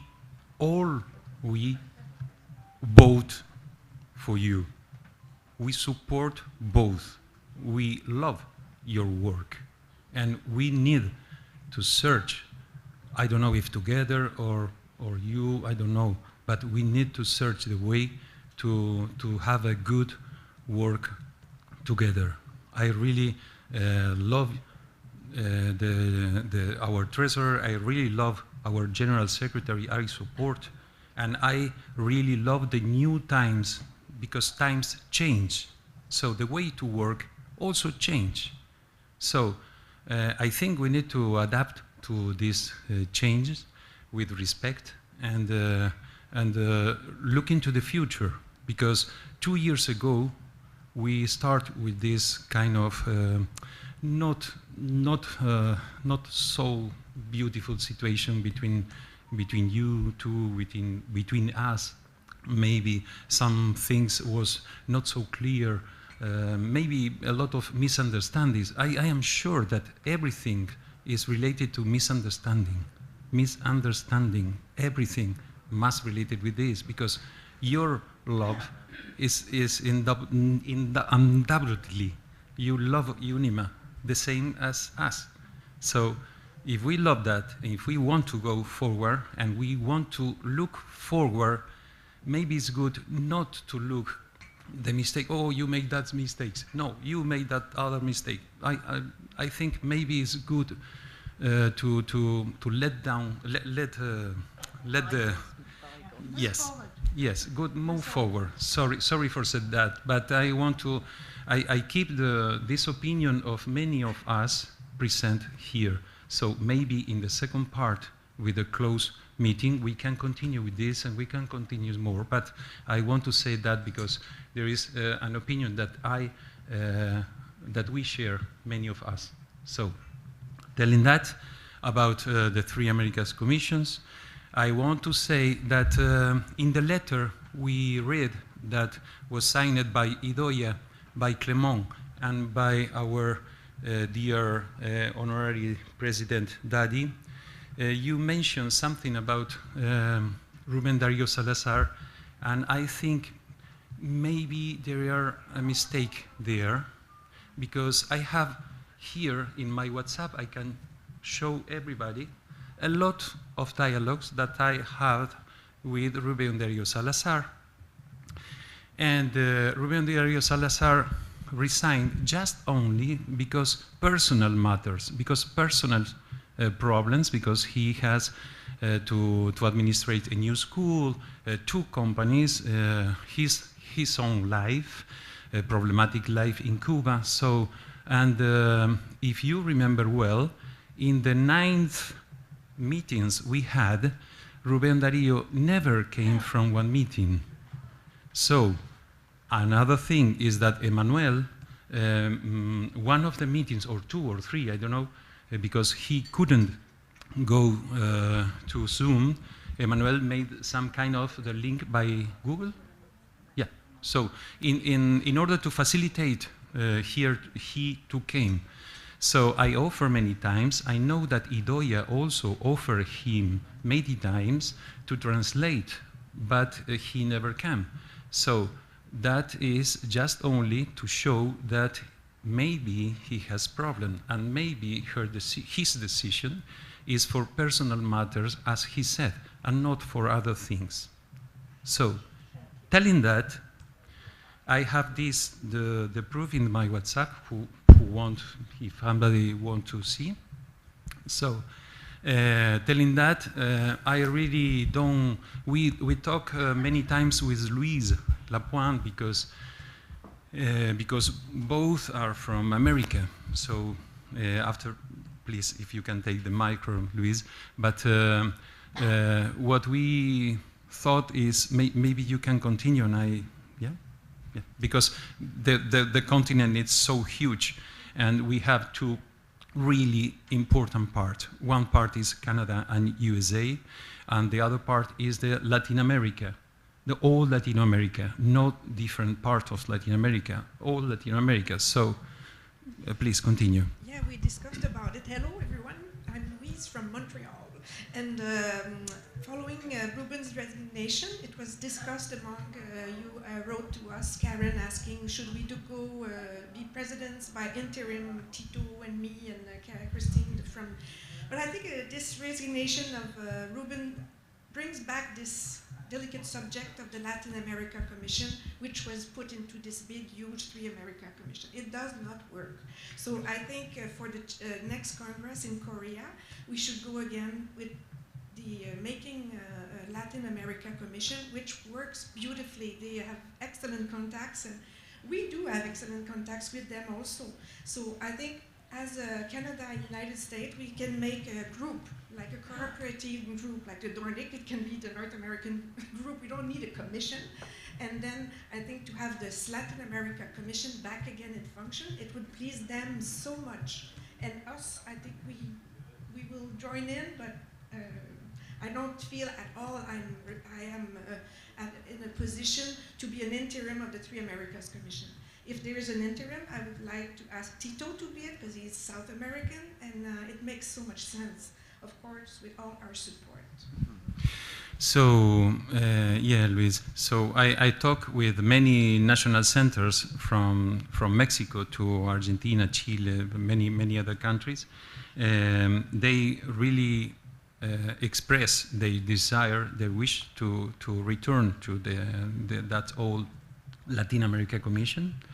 They will present a motion for that in Korea, and I personally I agree with that, and but I have a lot of work with my own commission, professional training commission. So I really it's difficult for me to take this part of this presidency, so provisional presidency, and I feel that I can do it, but only if I have one representative from each national center from each country of South America. If we have that, if I can, if we can make this group, so I think I can manage that. But obviously with a link with Luis, because I think we in the past we never. Almost in the times of Latin America Commission, we never provide the relationship between Canada, United States, and the whole countries of Latin America. So I think we could make a lot of things together with in terms of festivals, in terms of training, in terms of visit of interchange, students, artists, and many other things. So. Yeah, this is a possibility. Yeah, and I think since we have to maintain this commission until the next Congress, so if you are interim, we will be members, Christine from America and me from, Karen, and me from Canada, and we can be part of this group that you will lead. And then in the next Congress, we change this. But of course, you can count on my collaboration. Okay, wonderful. Very good. Wonderful. Can I just, Idoya's first, and then Clément. Idoya? Yes, well, two things. First, I have also speak a lot with Ruben, and he said it in the letter. It is not only personal reasons, but I'm not going to go back to this question. He had other reasons also, but I'm not going back to this. Regarding the commission, what Tito is proposing is what already exists before. If you remember well, Manuel Moran was the president of the commission, and he has members from each country, from not only Latin America, but also Canada. There were one representative from each country, from America, from the Americas. One from Canada, Puerto Rico, Cuba, etc., etc., etc. So he was working close with all the members, one representative from each country. So that's how they worked, and it worked very, very well, I can tell you. And you know it, Tito, because you were also member of the past mandate. So yes, you know I work with this. I work with him. And it worked very, very well. It was Manuel the president, and it has members from each country, and they meet every year, and they did a lot of things together. So it can work very well if you do it like this. Thank you, Adoya. Clément? Yes, I will be short. It's nice to know that this commission will continue. I'm very happy. And it's very important that the Geographical Commission work together too. So we have Mrs. Tangdayu there, I'm there for the Europe Commission, and if we can have a meeting together to find the way, because we have some proposal in Europe, etc., to for a series of webinars for the National Center to present themselves, etc. And I think that it will be very interesting if we can work together with the different Geographical Commission. The Geographical, Kristen? Thank you. Yeah, I'd just like to say that I initially, back in 2016, did vote for this Three Americas Commission because I think in an ideal world, it makes a lot of sense in terms of, if there's an Asia Pacific Commission that needs to represent so many different countries, or a European Commission that has to, connect with so many countries, then, the three Americas made sense. But there are, great language differences and cultural differences between in that commission. I think it takes a very special person like Manuel Moran, who had connections both in Latin America and in the U.S., that he did really make it work. I don't know if there's a person on the committee right now that necessarily, or on the executive that fits that. I certainly do not. So I think it is a shame that North America would not be represented in a geographical commission. But that said, I also recognize the concerns of the Latin American countries, and certainly feel like they need a voice and need a commission. And so I, as Louise said, will support it. But I just wanted to mention that there is that concern that I have, that that the Geographic Commission should represent all the areas of the world. Yeah. Can I say something, please? There are two. What I hear is that there's three possibilities. One is that we continue from 2025 onwards, the Three Americas Commission. The second one is that we just have the Latin America Commission, and the United States and Canada just float around and do not exist, unless they're invited to join. And the third possibility is that we revert to the Latin America Commission and the North American Commission. And with the North American Commission, you had people from the Caribbean, from anywhere, Mexico, down to wherever South America, the continent begins. They could be in both places. So that's how I see the three possibilities. And I don't think we should automatically think that, no, we revert back to Latin America and we do not have anything for United States or Canada and the United States. I don't think that is appropriate.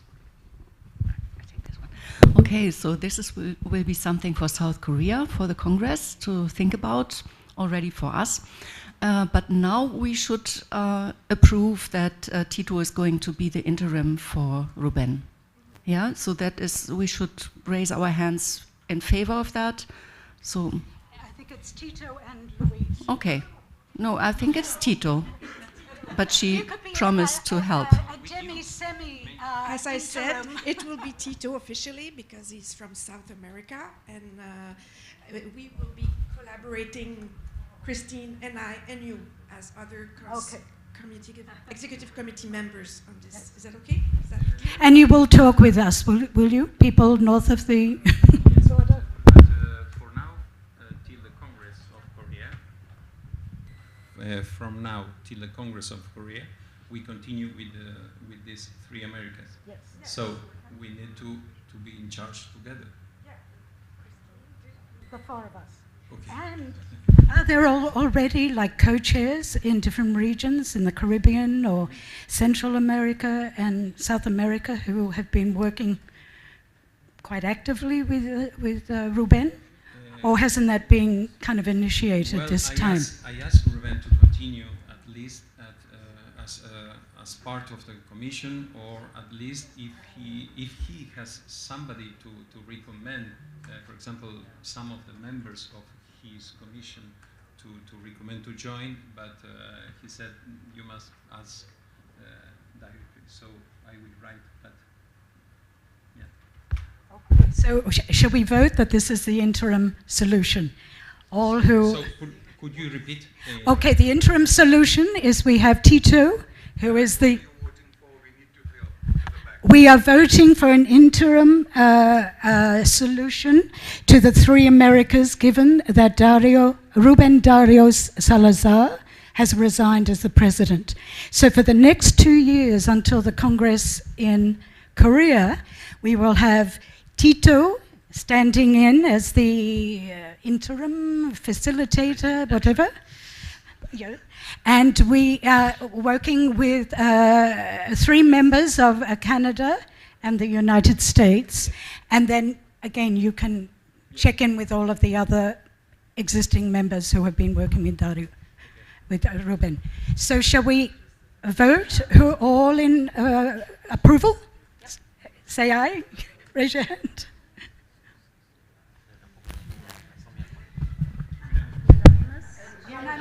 How about Idoia, did you? Idoia?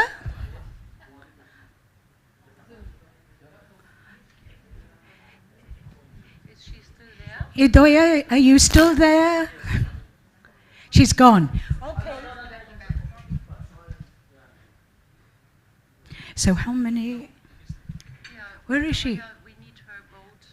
Abstention. Ah. Okay. She has to come back. The connection of Itoya is not good. She has to come back again. Well, but the majority. The majority holds, so that is. So now, thank you, Tito, thank you, Louise, thank you, Kristen, and all of the 3 Americas. Welcome. Pardon?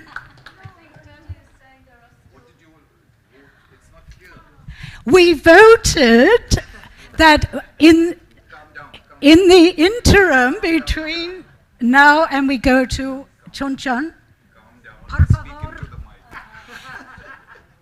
that with the resignation of the chair, the president of the 3 Americas Commission, there will be 4 members of the executive committee who will facilitate that interim period and working with the existing members of the 3 Americas Commission. Is that clear, Dadi?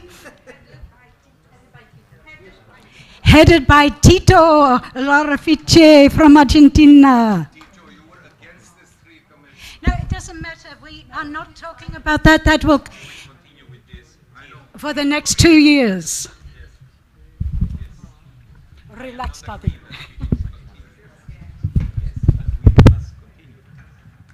Okay.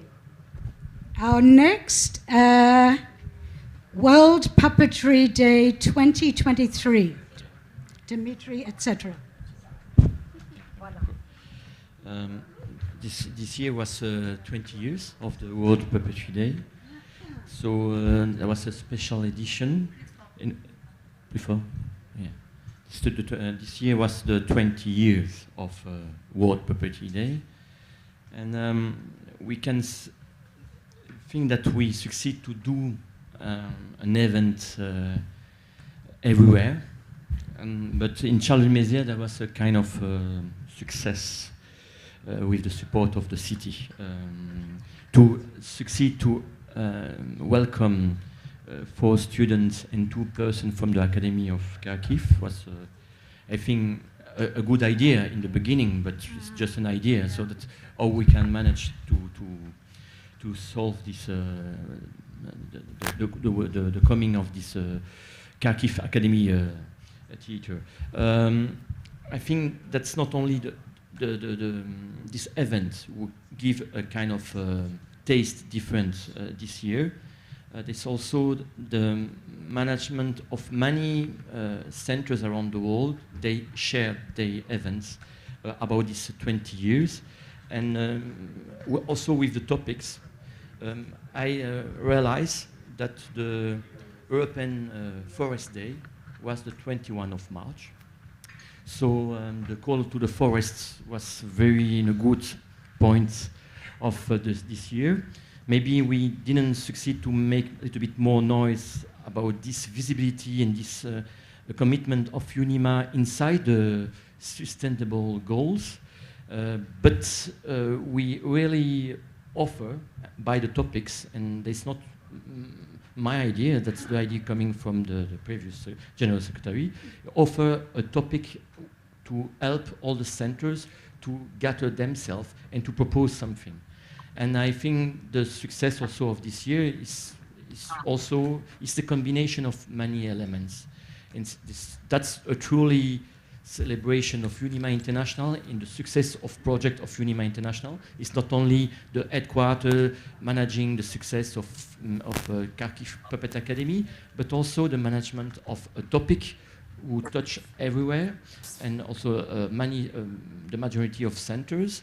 There was also the poster. It was very beautiful, helping in some kind of darkness, and with the eclipse of with a puppeteer playing a kind of hope, even if we don't see the puppeteers really.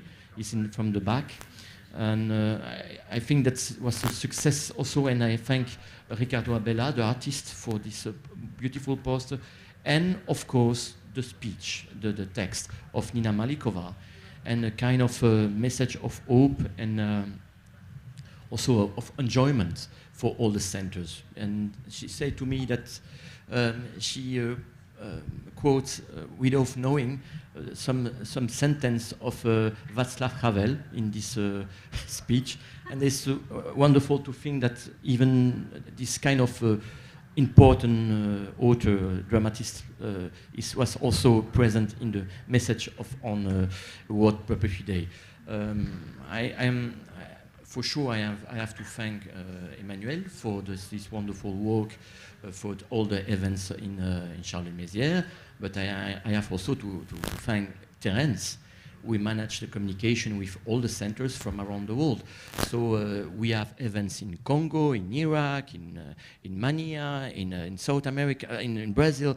There was everywhere events, and in the new centers they have developed some events. So that I think that's I need to thank all the centers for their implication for this day, because without them, the World Puppetry Day will not be the World Puppetry Day. So thank you for them. I have a proposal for the next year, but I think we can share the speech with the other partners of this event today, like Clément or Emmanuel or this Lucille also share also and participate to the event in Charles-de-Mézières. Thank you. Okay, so the 2024 that'll be discussed later on. No. You won't, and so who is going to speak? Clément.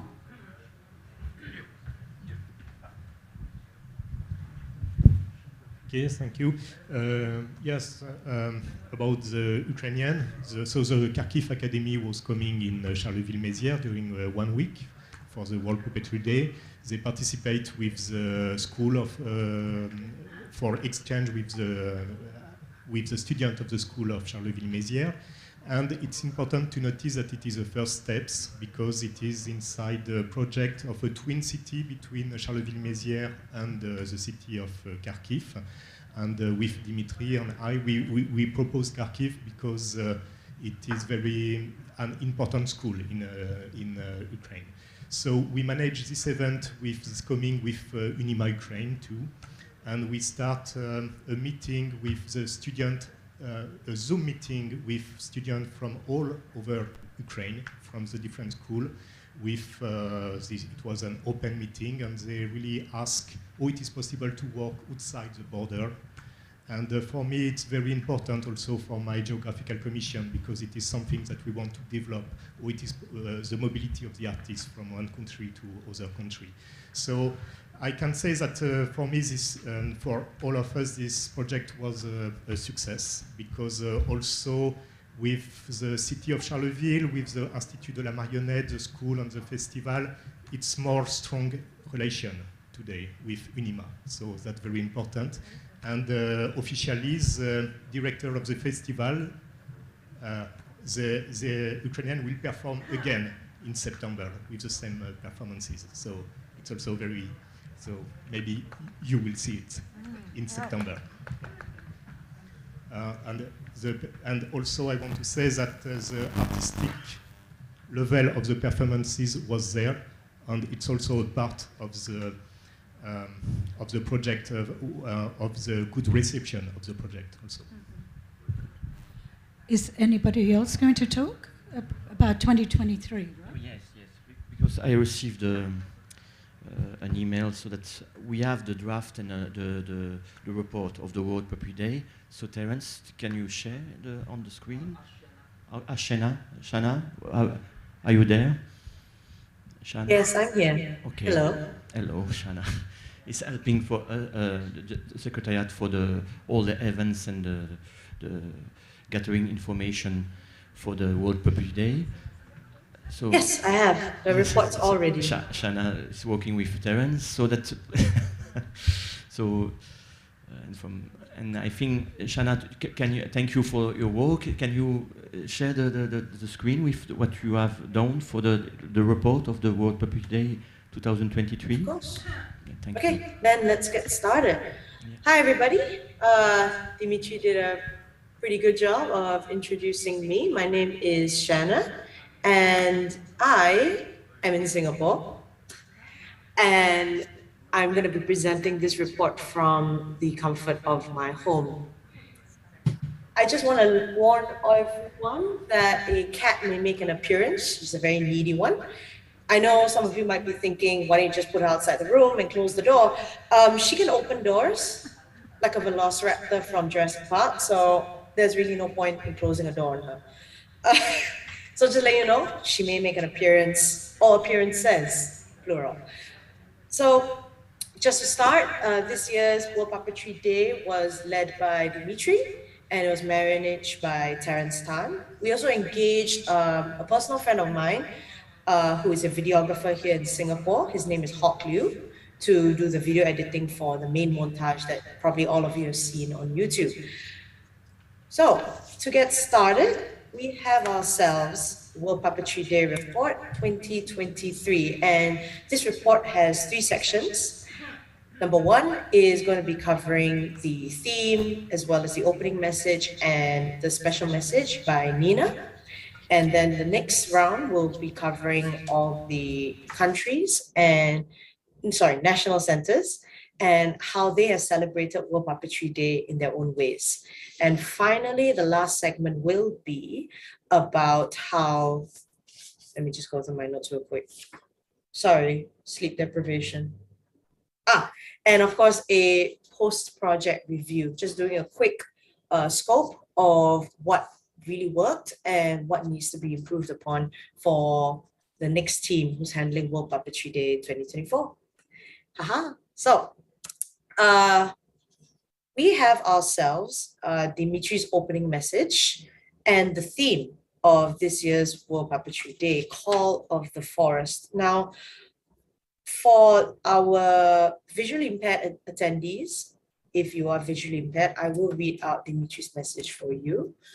Dear puppeteers around the world, dear members of UNIMA, this year is very special because we are celebrating 20 years of World Puppetry Day. I am very thankful to all its contributors. For 20 years, you have shared and created projects and contributed parts of your work for this day to promote puppetry from all corners of the world. This year, the topic of this video montage is the Call of the Forest. And I am very thankful to all contributors. Let's share this huge event. Let's enjoy this moment together with puppetry for creativity and believe the world will be a better place with puppetry. That's the message of the General Secretary, Dimitri. I apologize, I have not learned how to say your surname. All my greetings to all UNIMA members and puppeteers from around the world.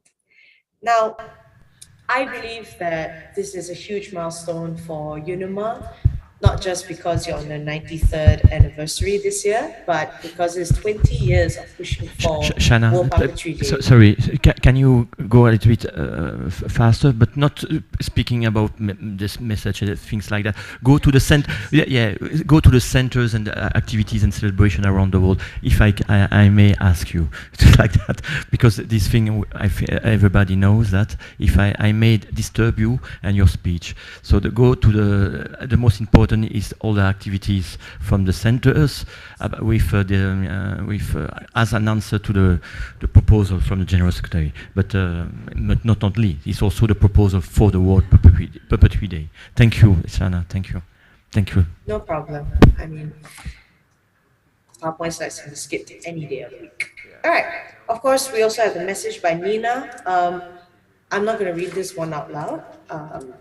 But I am just going to emphasize that what the theme of Call of the Forest and the messages and the opening message, there may seem like there's some disparity. However, the thorough line is there was an evolution in the content creation and the messages because the world changes and we change with it. All right, now moving to the important parts, how was the event engaged around the world? Now, I believe Dimitri mentioned that he feels that this event was not promoted enough, that it wasn't advertised enough. But I can assure you, based on my research, that all around the world there were events. And obviously there were smaller ones, bigger ones, and some that were straight up huge. So let's get to it. Thank you, Franz, for your lovely quote and the email exchange we had yesterday. All right, so there were a lot of events in these categories, but because there were just too many to put in PowerPoint slides without boring everybody, I decided to just put in top 3 highlights for every continent. So we've got North America. I think the most noteworthy ones was that in Canada, going to my slides and my speech. Here we go. So in Canada, puppet makers Sabrina and Louis Charles announced that they have a new puppetry and theater space that will be opening up sometime this year. And in the USA, we've got the Great Arizona Puppet Theater, who was hosting a World Puppetry Day program for children, an entire day, pretty much their own day festival. And we've got New York City, who was hosting Teatro Fest, and they were recognized by Commissioner Davis Rodriguez and Dr. Cristina Melendez. It was a really big event. And we've got ourselves over here, South America, with Chile having an incredible street festival. I watched the entire video and went through all their photos. It really engaged the public, it engaged a lot of children, and most importantly, impacted the community to give them a nice day out in the sun.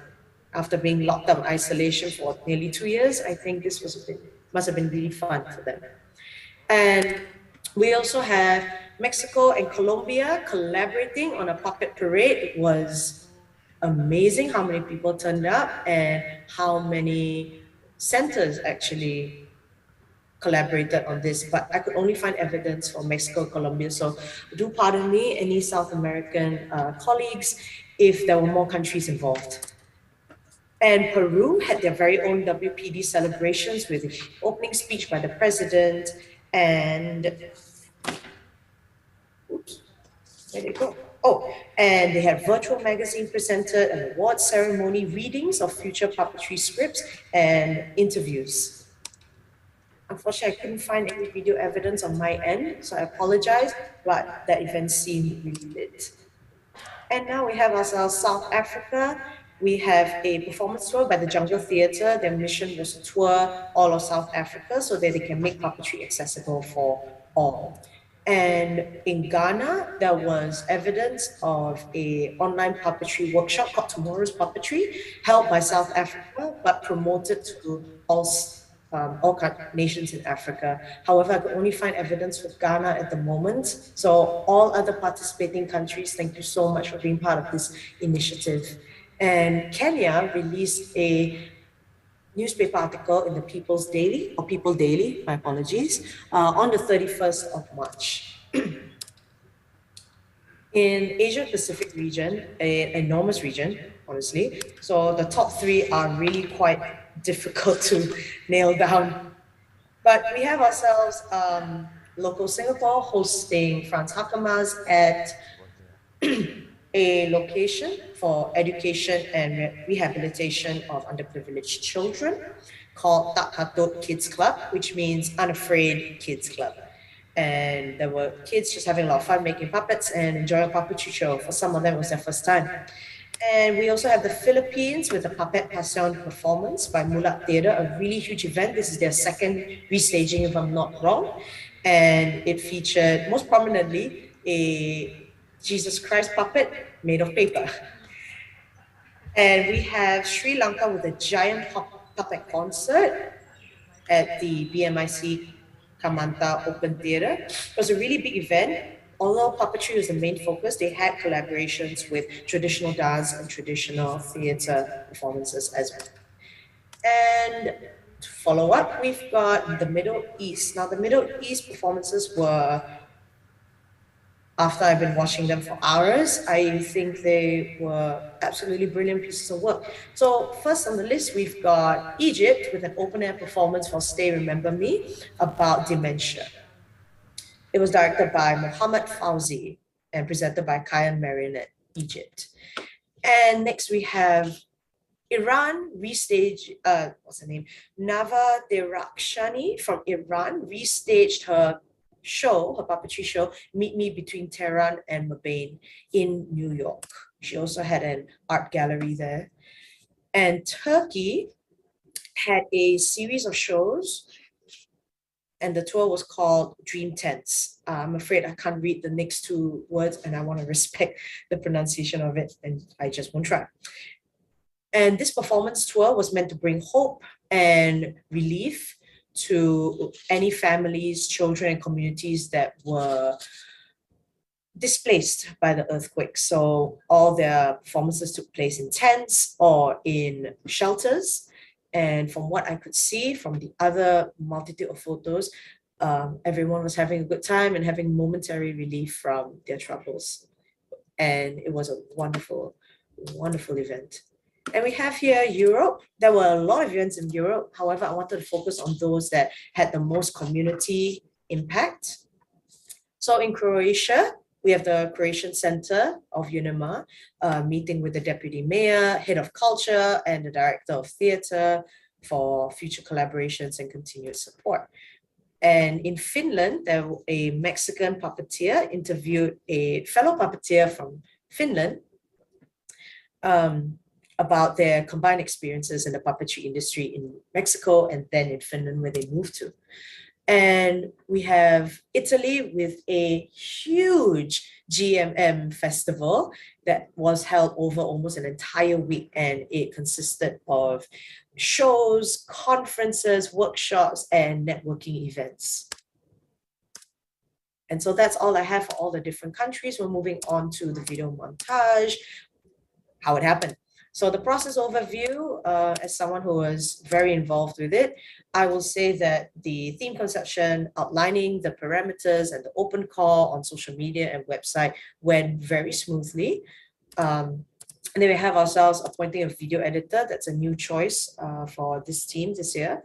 And we compiled submissions and created trailers and a montage just to get the digital presence up. And we posted trailers, posted a montage, posted more trailers, and then we started collecting data for this report. Now, the participating centers goes as follows. There was a lot of them. And because there were so many centers, we opted to keep the tribute video below 10 minutes. It definitely helps with the YouTube algorithm and so that the video can be seen by not just puppeteers who follow the channel, but members of the public and other internet persons. And over the pandemic, attention spans around the world has decreased. So we figured 10 minutes based on research was the best middle ground, where we can still have a lot of content, but keeping it short. And there were even countries who, bless you, thank you so much for this, submitting 3 contributions. And that's awesome, because that means I can create trailers in my sleep with how much you all have contributed. So thank you so much to everyone who participated this year. Now on to the post-project review. The 4 main points would be video editing, the open call, focusing on what's important, and evolving with world situations. So with video edits, I would recommend to the next team to hire a professional, because number one, it alleviates how much you have on your plate as a team, and you can be guaranteed quality final cuts. And professionals are always open to doing more edits. So that definitely means that things can be changed, and it's not like it's just one group handling it all. And with the open call, I would advise the next group to allow for late submissions and honestly, a longer submission period. So the open call should be released a bit earlier and constantly, maybe on a weekly basis, promoting it again and again on social media just to let people know, because even on the day of World Puppetry Day itself, we were receiving submissions, but by then it was too late to get our videographer to do anything about it. So there were some pieces that we unfortunately had to pass this year, and it breaks my heart to have done so. Next, we can't forget to evolve, because world situations in the 2020s era seems to be changing so quickly that evolution is not only inevitable, but has to be anticipated and gone with. So that's what happened with Call the Forest as a theme, where it went from being about fauna, the natural fauna of the planet, to being about the flora, and soon human beings were involved, as we love to get ourselves involved. And we just went with it because not only is that content what was given to us, but it was relevant to what's happening today. And nonetheless, you must emphasize on relevance when it comes to submissions as well as content creation on your own end, because if you lose focus, well, there will be some miscommunication in the direction and the significance of the event. But the two biggest points I would like to bring up is whoever takes over World Puppetry Day, or whoever continues on World Puppetry Day next year, you need to grow UNIMA's social media presence. It definitely helps if, it's not about having followers, but manipulating the algorithm just right so that your posts or your reels are going to be made available to members of the public. And of course, open talks and communication between all involved parties, that definitely helps a lot. And finally, the closing statement, I'm going to read it at lightning speed. Here we go, by Dimitri. The World Puppetry Day stresses that than ever the needs of visibility for puppetry. These needs are also wishes for sharing and building bridges among all of us. They assess unity and diversity for promoting imagery and creativity through puppets, with puppeteers for puppetry and for everybody. The World Puppetry Day is a moment of joy and belief that something beautiful could happen. The World Puppetry Day assesses puppetry as art. The World Puppetry Day is always an invitation to celebrate puppet creativity and request more and more puppetry joy in our daily life. And that's all I have for this World Puppetry Day report. Thank you very much for having me, UNIMA, and for everyone who is there. Please have a great conference and a great international seminar. Thank you, everybody, and have a good day. Thank you very much.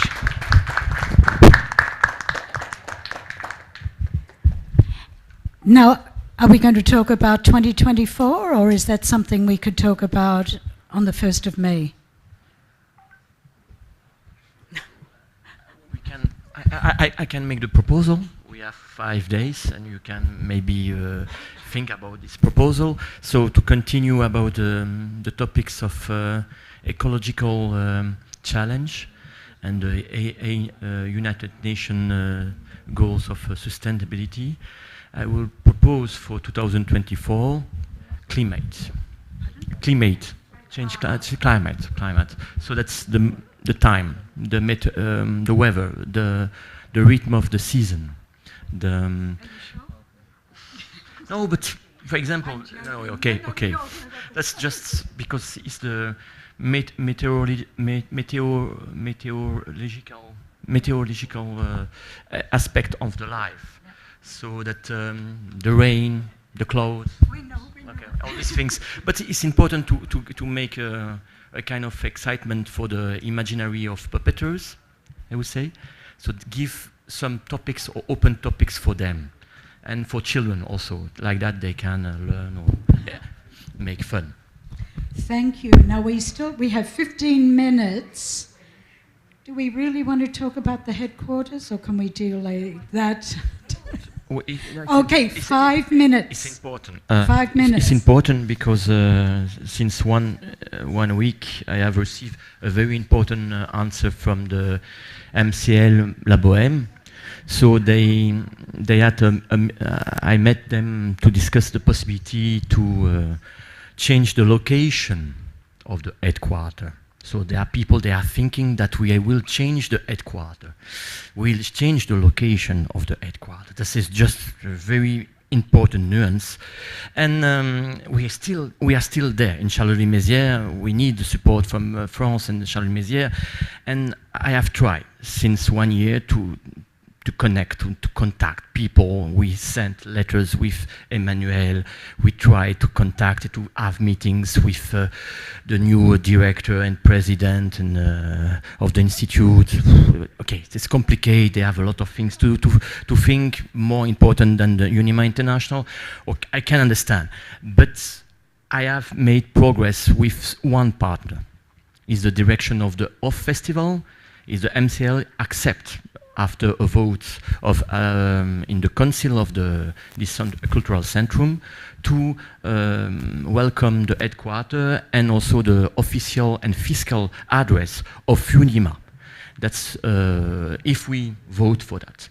So that's it's a possibility. So I have a concrete proposal. This proposal costs €35 per month. So it's less than €500. And now we have €12,000 for headquarters. So if you are not so bad in management, you understand that is very cheap and very concrete. And we can continue to have on importance and also new way of collaboration with also the Festival of Charleville-Mézières, because we are in the OFF Festival. In the place of the direction of the OFF Festival, we have the possibility to look to rent some office in some meetings. We are just beside the direction of the festival, just beside the basilica. We are in the centrum, and they give us, because I negotiate around 5 square meters for some in the storage. So that's if we need more, we can tried with the Médiathèque La Voyelle, so that's just beside, and they think they could help us with some documents and magazine. And for the other things, we need maybe to sell or to, because it's no matters to keep a bed, for example, or a TV screen. But that's we can take 2 years, but for the future.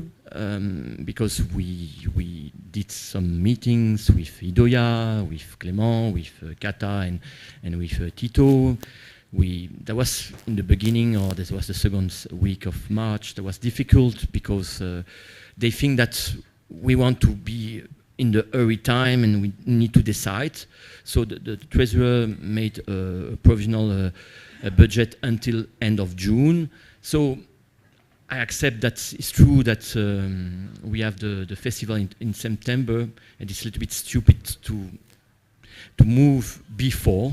So we can use the good energy and the muscle of executive members when they will be in Charleville-Mézières, if you agree.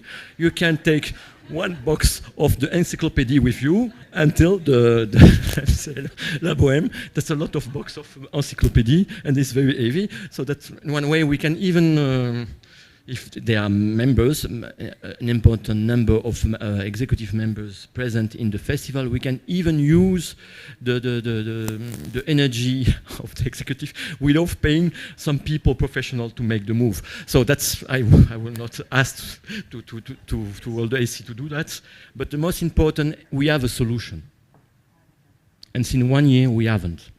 And we have now a solution that's concrete. And I don't know if the city hall, the city or the institute will answer to the letter that I sent again with to ask them to take a decision if they can help or not. They take time. They have other problems, okay. But now we have to go further and maybe also to think differently on a relation inside Charleville-Mézières. It's a new page that we could open if you agree. Dimitri, you're saying that this space would be available after after September? Yes, but we don't have space. We have a postal box. We have the headquarters, if you want. We have the fiscal and the legal address in the Cultural Centrum La Bohème. So they give us a space, a box, with all the documents will go there. A box? A post address. And so also the fiscal address. So we don't need to stay where we are. So the headquarters moved to the Cultural Centrum La Bohème. And they give us a space, a box, with all the documents will go there. A box? A post address. So also the fiscal address. So we don't need to stay where we are. So the headquarters moved to the Cultural Centrum La Bohème. And they give us a space, a box, with all the documents will go there. So There, if we need, for example, a space, we can rent a space for 30 euros, for 30 euros per day. But we need, yeah, that's that they say, Dimitri, we give you 40 euros, 40 per day for an office. But we don't need it. We need just a postal address. So maybe we need 3 or 4 times per year to have a place for a meeting, and we can rent the place. But yeah, we need it. We don't need to rent all the year a place where there are nobody. So that's I think it's very important to understand. And we have a fiscal address and everything, because they needed to make a vote in the Council of Administration if they accept the proposal of Dimitri, of the General Secretary. They say, yes, we accept, unanimously, we accept. If UNIMA International wants a place, we welcome UNIMA International in La Bohème, in Charleville-Mézières. Voilà. That's, or maybe the Treasurer can give more explanation about what we need. Not just to do it perhaps in next September, if I understand. But I want to know, regarding your last words about the General Secretary in Charleville-Mézières. We have the perspective to be in what the city of Charleville-Mézières call la cité des arts de la marionnette. And we asked for a long time an office to be there. And what do you think after, when the city of puppetry opened in Charleville, what we will do? We keep an office there or not? Because if I could understand, but you know, sometimes I miss some words. And I heard that you said perhaps it's open a new localization without a geographical space in France. So. Okay, so you can precise. No, but in the discussion with on France, the President Jean-Pierre Dan, for example, and from the responsible of the MCL La Bohème, the Cultural Centrum, I say that we cannot wait the city of puppets in Charleville-Mézières. So, for example, he said to me, Dimitri, I know this project since 20 years. And it's nothing. So that maybe they say 2027, but it could be 2029. So what we do, we continue to rent the place where we are, and we accept to give 12,000 euro around or more per year to a place where we don't use, or we need to find a new project in this place. Like an interim until... That's an interim place. It's an interim place.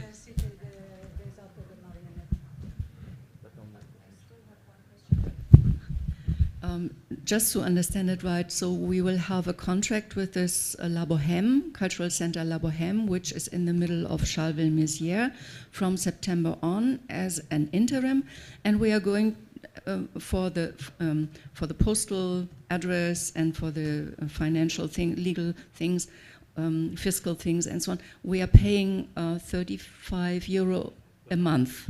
So that is 35 euro a month, which is not very much. And then if we need the space to have discussions and meetings and so on, we pay 40 euro per day. That will be the contract. Okay. And we have also a storage space, a small, but in the cellar of the Cultural Centrum. I think that's a very positive, advantageous proposal from them. And I think I don't know, that's the proposal that I make on the table. I didn't want to share all this proposal before, because we are in the troubles of the letter of respect. But I think that and about the location, they say that we change things, but we need also to anticipate, I would say, problems that we have still. Yes. And we have problems now with the headquarters. And so maybe we can find something better. But in the case where we haven't the answer from the city and from the institute, not before October, next October, what we do? We continue to stay, or that's a question that we need also to answer. It's not the proposal of the La Bohème, or can we wait and until when? We have to wait for an answer from the city or from the institute. I suggest we vote and on this interim. Idoia wants to say something. Idoia?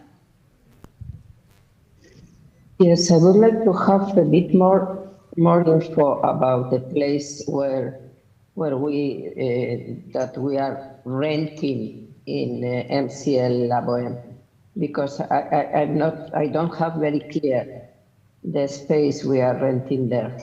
I'm sorry. It's a postal box, fiscal box. It's not a space, but there is a small, what was the storage facility? How big is it? Yes, but how big is 5 it? square or because meters. 5 square. That is just a storage space. You can't swing a cat. Well, I don't know. Well, if it is an interim space and we continue looking for something else, it can be a solution, an interim solution. But we have to look for something else. Yeah. So shall we vote on this interim proposal? Who approves? Say yes.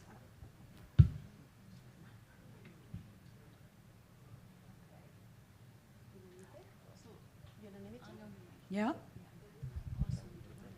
Yeah, Madam Tang Dayu. Oh.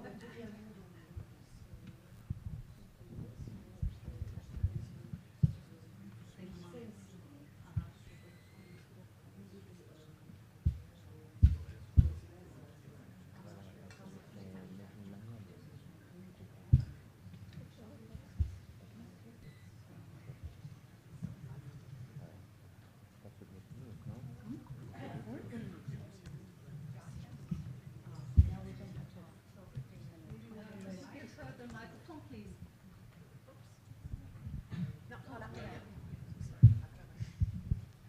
我觉得现在这个木联总部给人的感觉就是我们世界木偶人的家。如果这个家没有了，我觉得可能这个凝聚力会不会有所减弱？还有，我们到了这个萨利威尔以后，我知道有很多演员，他就非常迫切的要到这个总部门口去拍张相。哦，这是我们世界木偶人的家。等于任何一个机构，它都有要给人一种家的感觉。我就觉得这个家没有了，会不会就觉得这种凝聚力就不够了？大家心里面就觉得我们到哪里去找我们的自己的亲人、自己的家、自己的领导？这种感觉就少了一点，是不是？因为我感到演员，我从演员身上感觉到了，他们每天都只要去那地方，一定要去拍照。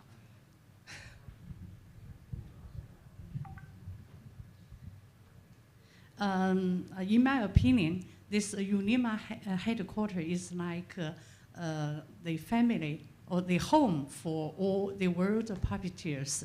I know that many performers, when they go to France, they like to go to this headquarters to take picture. So without a specific space, I'm afraid that we would lose the sense of home for us puppeteers, and we will also lose the cohesion along with it. That's my concern. So, will you vote yes, no, or abstain? 他说我觉得是不是现在可以再考虑一下？还有一个国有一个国的形象，一个机构有个机构的形象，一个家有个家的温暖。所以我觉得还是给更多的世界的木偶艺人更多的温暖好一点，能不能够就是保持下来？我是希望不要摆。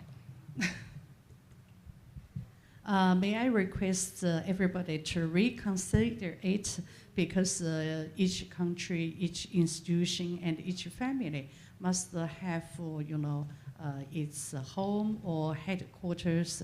So I would support that we keep the headquarters. So, yes, the idea of stopping the lease on the headquarters is that financially it is costly. 我非常理解，非常理解。因为作为管理、作为这个机构的负责人，没有这个经济是很困难的，很难以就是开展工作的。但是就是我就觉得我很两难。一方面我很能够理解没有钱的难处，没有钱交房租怎么办？但是没有了这个地点，就更失去了我暮年的那种凝聚力、那种形象，就是在人们心目中的形象，还有木偶皮影这个艺术在人们这种形象，好像就弱了一点，因为好像家都没有。I fully understand that the change is due to financial consideration, but on the other side, without a specific space, we may lose more. That is the image of UNIMA in people's minds. Well, we have to ensure that that doesn't happen, and also it's financial, but also the premises stay empty most of the year. So, there have been attempts over the last half a dozen years at least to see if we could rent out some of those spaces when it's not in use, to bring in revenue to cover the some of the cost of the lease, and it hasn't been possible. So, if we all feel the same. To lose our headquarters, our home is not an easy thing to contemplate. So it's a practicality issue. Hopefully find a new one. And we will. Oh, just one more thing.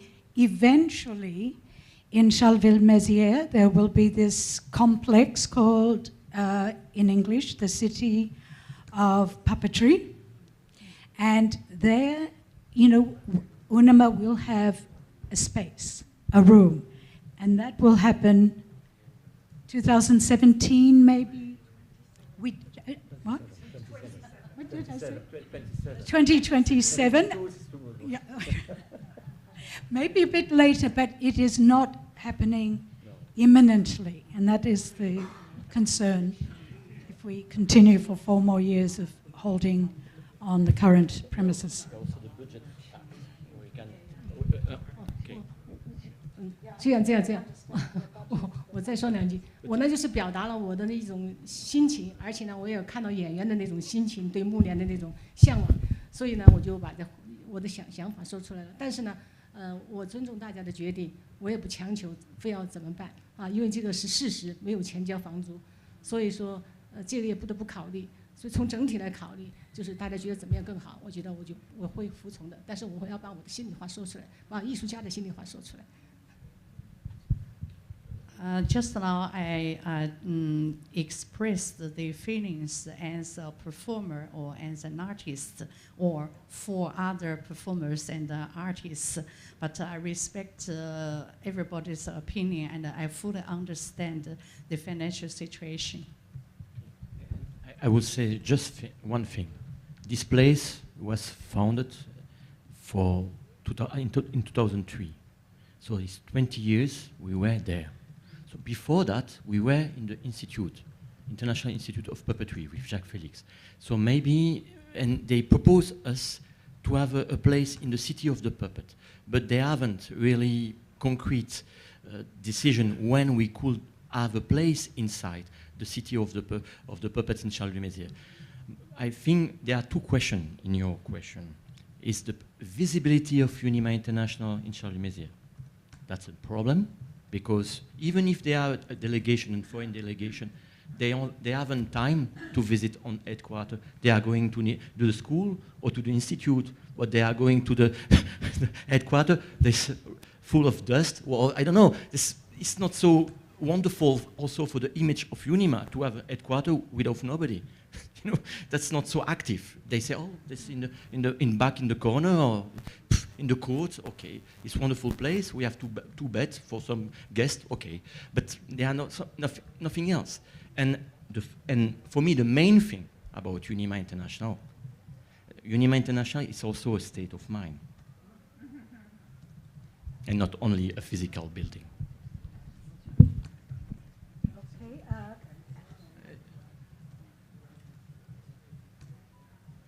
Clément, yes, if you want to speak while the translation is going on. Pardon? Tito, yeah. And then Lucy? Okay. Okay, yeah.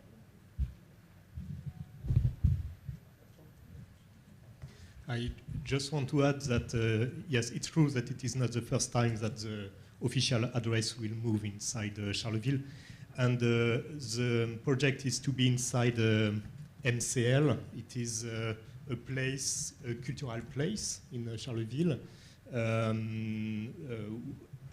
We know that they have events during all the years, also special event during the festival. So I think it's a good place also for UNIMA and a good symbolic place to be inside this cultural center. So the symbol will stay. Thank you. So Tito, are you next?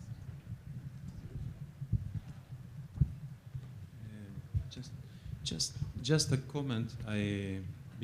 Just a comment is, years ago we talked with Madame Tang Dayu about the possibility to, why don't think in, we have the main bureau, our house in Charleville, but maybe we can have representative big houses of puppetry in different continents. So maybe in the Nanchong, or maybe in, I don't know, in Chengdu, or maybe in another part, or maybe in India, or who knows. But maybe we can have another kind of big house of representative of the all the countries in that continent. Maybe we can have another in Montreal, or in Connecticut, or in South America, in some country that host representation of the other countries inside. So a kind of, yes, a kind of net between at least 4 office, I don't know, just to move forward in the idea to connect. A kind of net depend obviously on our main house in Charleville. Just an idea that we talked years ago with Madame Tandayu, and we think that maybe was good idea at that moment. Okay. Lucille, and then Edoya, and Carrier? Yes. So who was first? Lucille, Carrier, Yes. and Edoya. Okay. I think for the council, when we arrive at this question, we have to remember two councillors and members, worldwide members, the story with the links between Aman, Jacques Félix, Aman with Charleville, and the creation of International Institute of Puppetry. The secretariat of Jacques Félix, of UNIMA secretariat, was in the institute. And it explained why, when Margareta came to the presidency of the UNIMA, she wanted to move someone else in Charleville-Mézières. And she found this local very interesting because we have office and we have the possibility and an apartment to welcome there. We really use it not often. So it is a difficulty to give a lot of money each month. And well, I have to say that it's a good thing that the General Secretary is really preoccupied about this question. But we have to be very careful, and we have to hear something Mrs. Tongdayu has said, the house, and it was in the mind of Jacques Félix. So we have to explain to the councillors during the day when we speak, we arrive at this subject. We have to know that and one house, one family house, located, visible, is very important. And we have to be careful when we communicate about that in Charleville-Mézières during the years, until we will have a special space in the city of puppetry. Because it's not, ce n'est pas anodin, well, I don't know the word in English, it's in symbol. Yes, it's very, the symbols are very, very important. And Margareta Niculescu knew that the symbols are very important.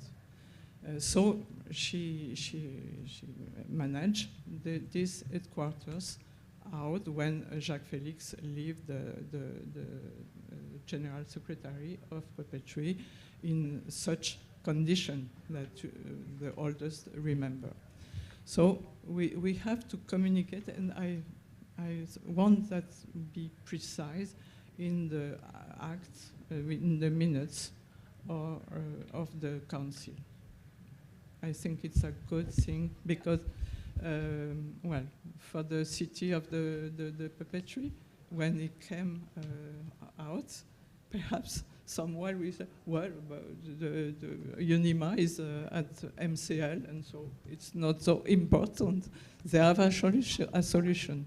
You understand why I said that? Thank you, Cariad. You? Okay. Yes, the concern that Mrs. Tang Dayu raised was also a concern I had a couple of years ago when we started talking about it, because it's very easy for an organisation to disappear and lose importance when it has no physical base. But we are faced with some practicalities which are important. So I think what Tito is putting back into the arena, which was talked about before, with this possibility of multiple centres, is something that we should talk about in this strategic working group for sure. But the other thing I wanted to say is even more practical. It's because it is important for the puppeteers to have a place to go to and to see where UNIMA is based. If we are going to do the move in Charleville, then we should do the move at the end. Of the festival? Yes, because this is when so many puppeteers are there. So, and we don't want them to come to a place which is disappearing. So let us do it at the end of the festival, and not during the festival, so that they can continue to come during the festival. And we might have some volunteers to help us lug those boxes. Okay. What? I'd like to speak. Idoia first, and then Mr. Dadi. And then after this discussion, we will have to go to lunch, and then we will continue all of our agenda on the 1st of May. Idoia? Yes. I wanted to say what Lucille said, and I don't agree with Dimitri that the headquarters is empty. I don't know if you remember, but some of you have been in the headquarters in the past, and the headquarters was full of UNIMA members, completely full of UNIMA members, especially during the festival and in other moments. It was, as Mrs. Tandayu said, the house of the puppeteers. I remember we opened the door of UNIMA headquarters at 8 in the morning, something like this, and we closed the door at 11 or late at night. I remember Daddy said, for next year we are going to to buy some, I don't know how you said, to put on the floor for puppeteers also to sleep in the headquarters, because they come for breakfast and they stay for lunch, for dinner, and they stay the full day in the headquarters. It was really the house of puppeteers, and it was full. I have photos, I have videos, and I can show. So it was not empty at all, the headquarters. I understand that we don't have money to keep it. In fact, we were thinking how we can solve the problem. So I understand we have to move, but please don't say that it was empty. It was not empty. It was full of puppeteers, the headquarters. Thank you, Adoya. Dadi, and will you be the last speaker? No one else wants? Dadi? This place became iconic after the shift, because Jacques Felix had a space which was the building of the Institute, and at that time as well they had a small apartment, a separate apartment for guests Jacques used to have, after which it went, I think, to Poland, I'm not sure, and then it came to this space. This space was found, if I'm not mistaken, by Miguel Areche. He had found this space, the one that we are using right now. Yes, it is difficult, it is expensive to maintain, but to have a nucleus in one place, because Charleville is literally the Edinburgh of puppetry. You know, you have Avignon, you have other countries, you have festivals, but this became a city with identity, and puppetry gave it that as well. Having different centers around the world, yes, who's going to maintain them? And are you having problems with one center with the budgets? Are those centers in different countries going to ask for a central budget, or are they going to be maintained in their own country? There are national centers. There have been puppet centers, Battersea Arts Center, Atlanta has a center. There are many centers, but those are separate pieces. So when you have different places, you can have a nucleus, but what is the address? Where does your mail go to? Does it go to 20 addresses, or does it come from one place? How do you administer that? That's my question, that's all. These would have to be discussed and see what is, possible and what is not. Madam Tang Dayu, sorry, will you, with this vote, because everybody's voted, will you abstain, or will you say no, or will you say yes? Just so we can finalize the vote on the fact that we will have this interim address, which will be a postal box in a cultural centre, and eventually we hope to move into the city of puppetry, and they're all in Charleville. Abstention. Okay, thank you very much. In Nastia's there? Nastia, do you have you voted, or will you vote now, please, on the interim, the proposal that those of us who have voted? Pardon? I vote for it. You vote for it, thank you. Hi. Is Elia also going to vote? Okay, so we've closed the vote. And do we all vote that we now end this meeting, which will be continued on the 1st of May, and we will now adjourn to lunch? Do we all vote yes? No? Hmm? No, we don't vote for that. We're all going to do it. Let's go for lunch. I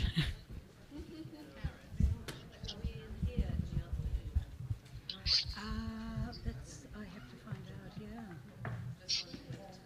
Yes.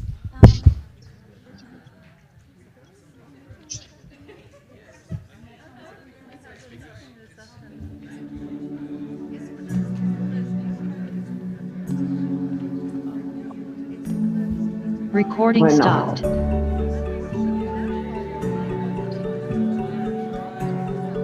Dime.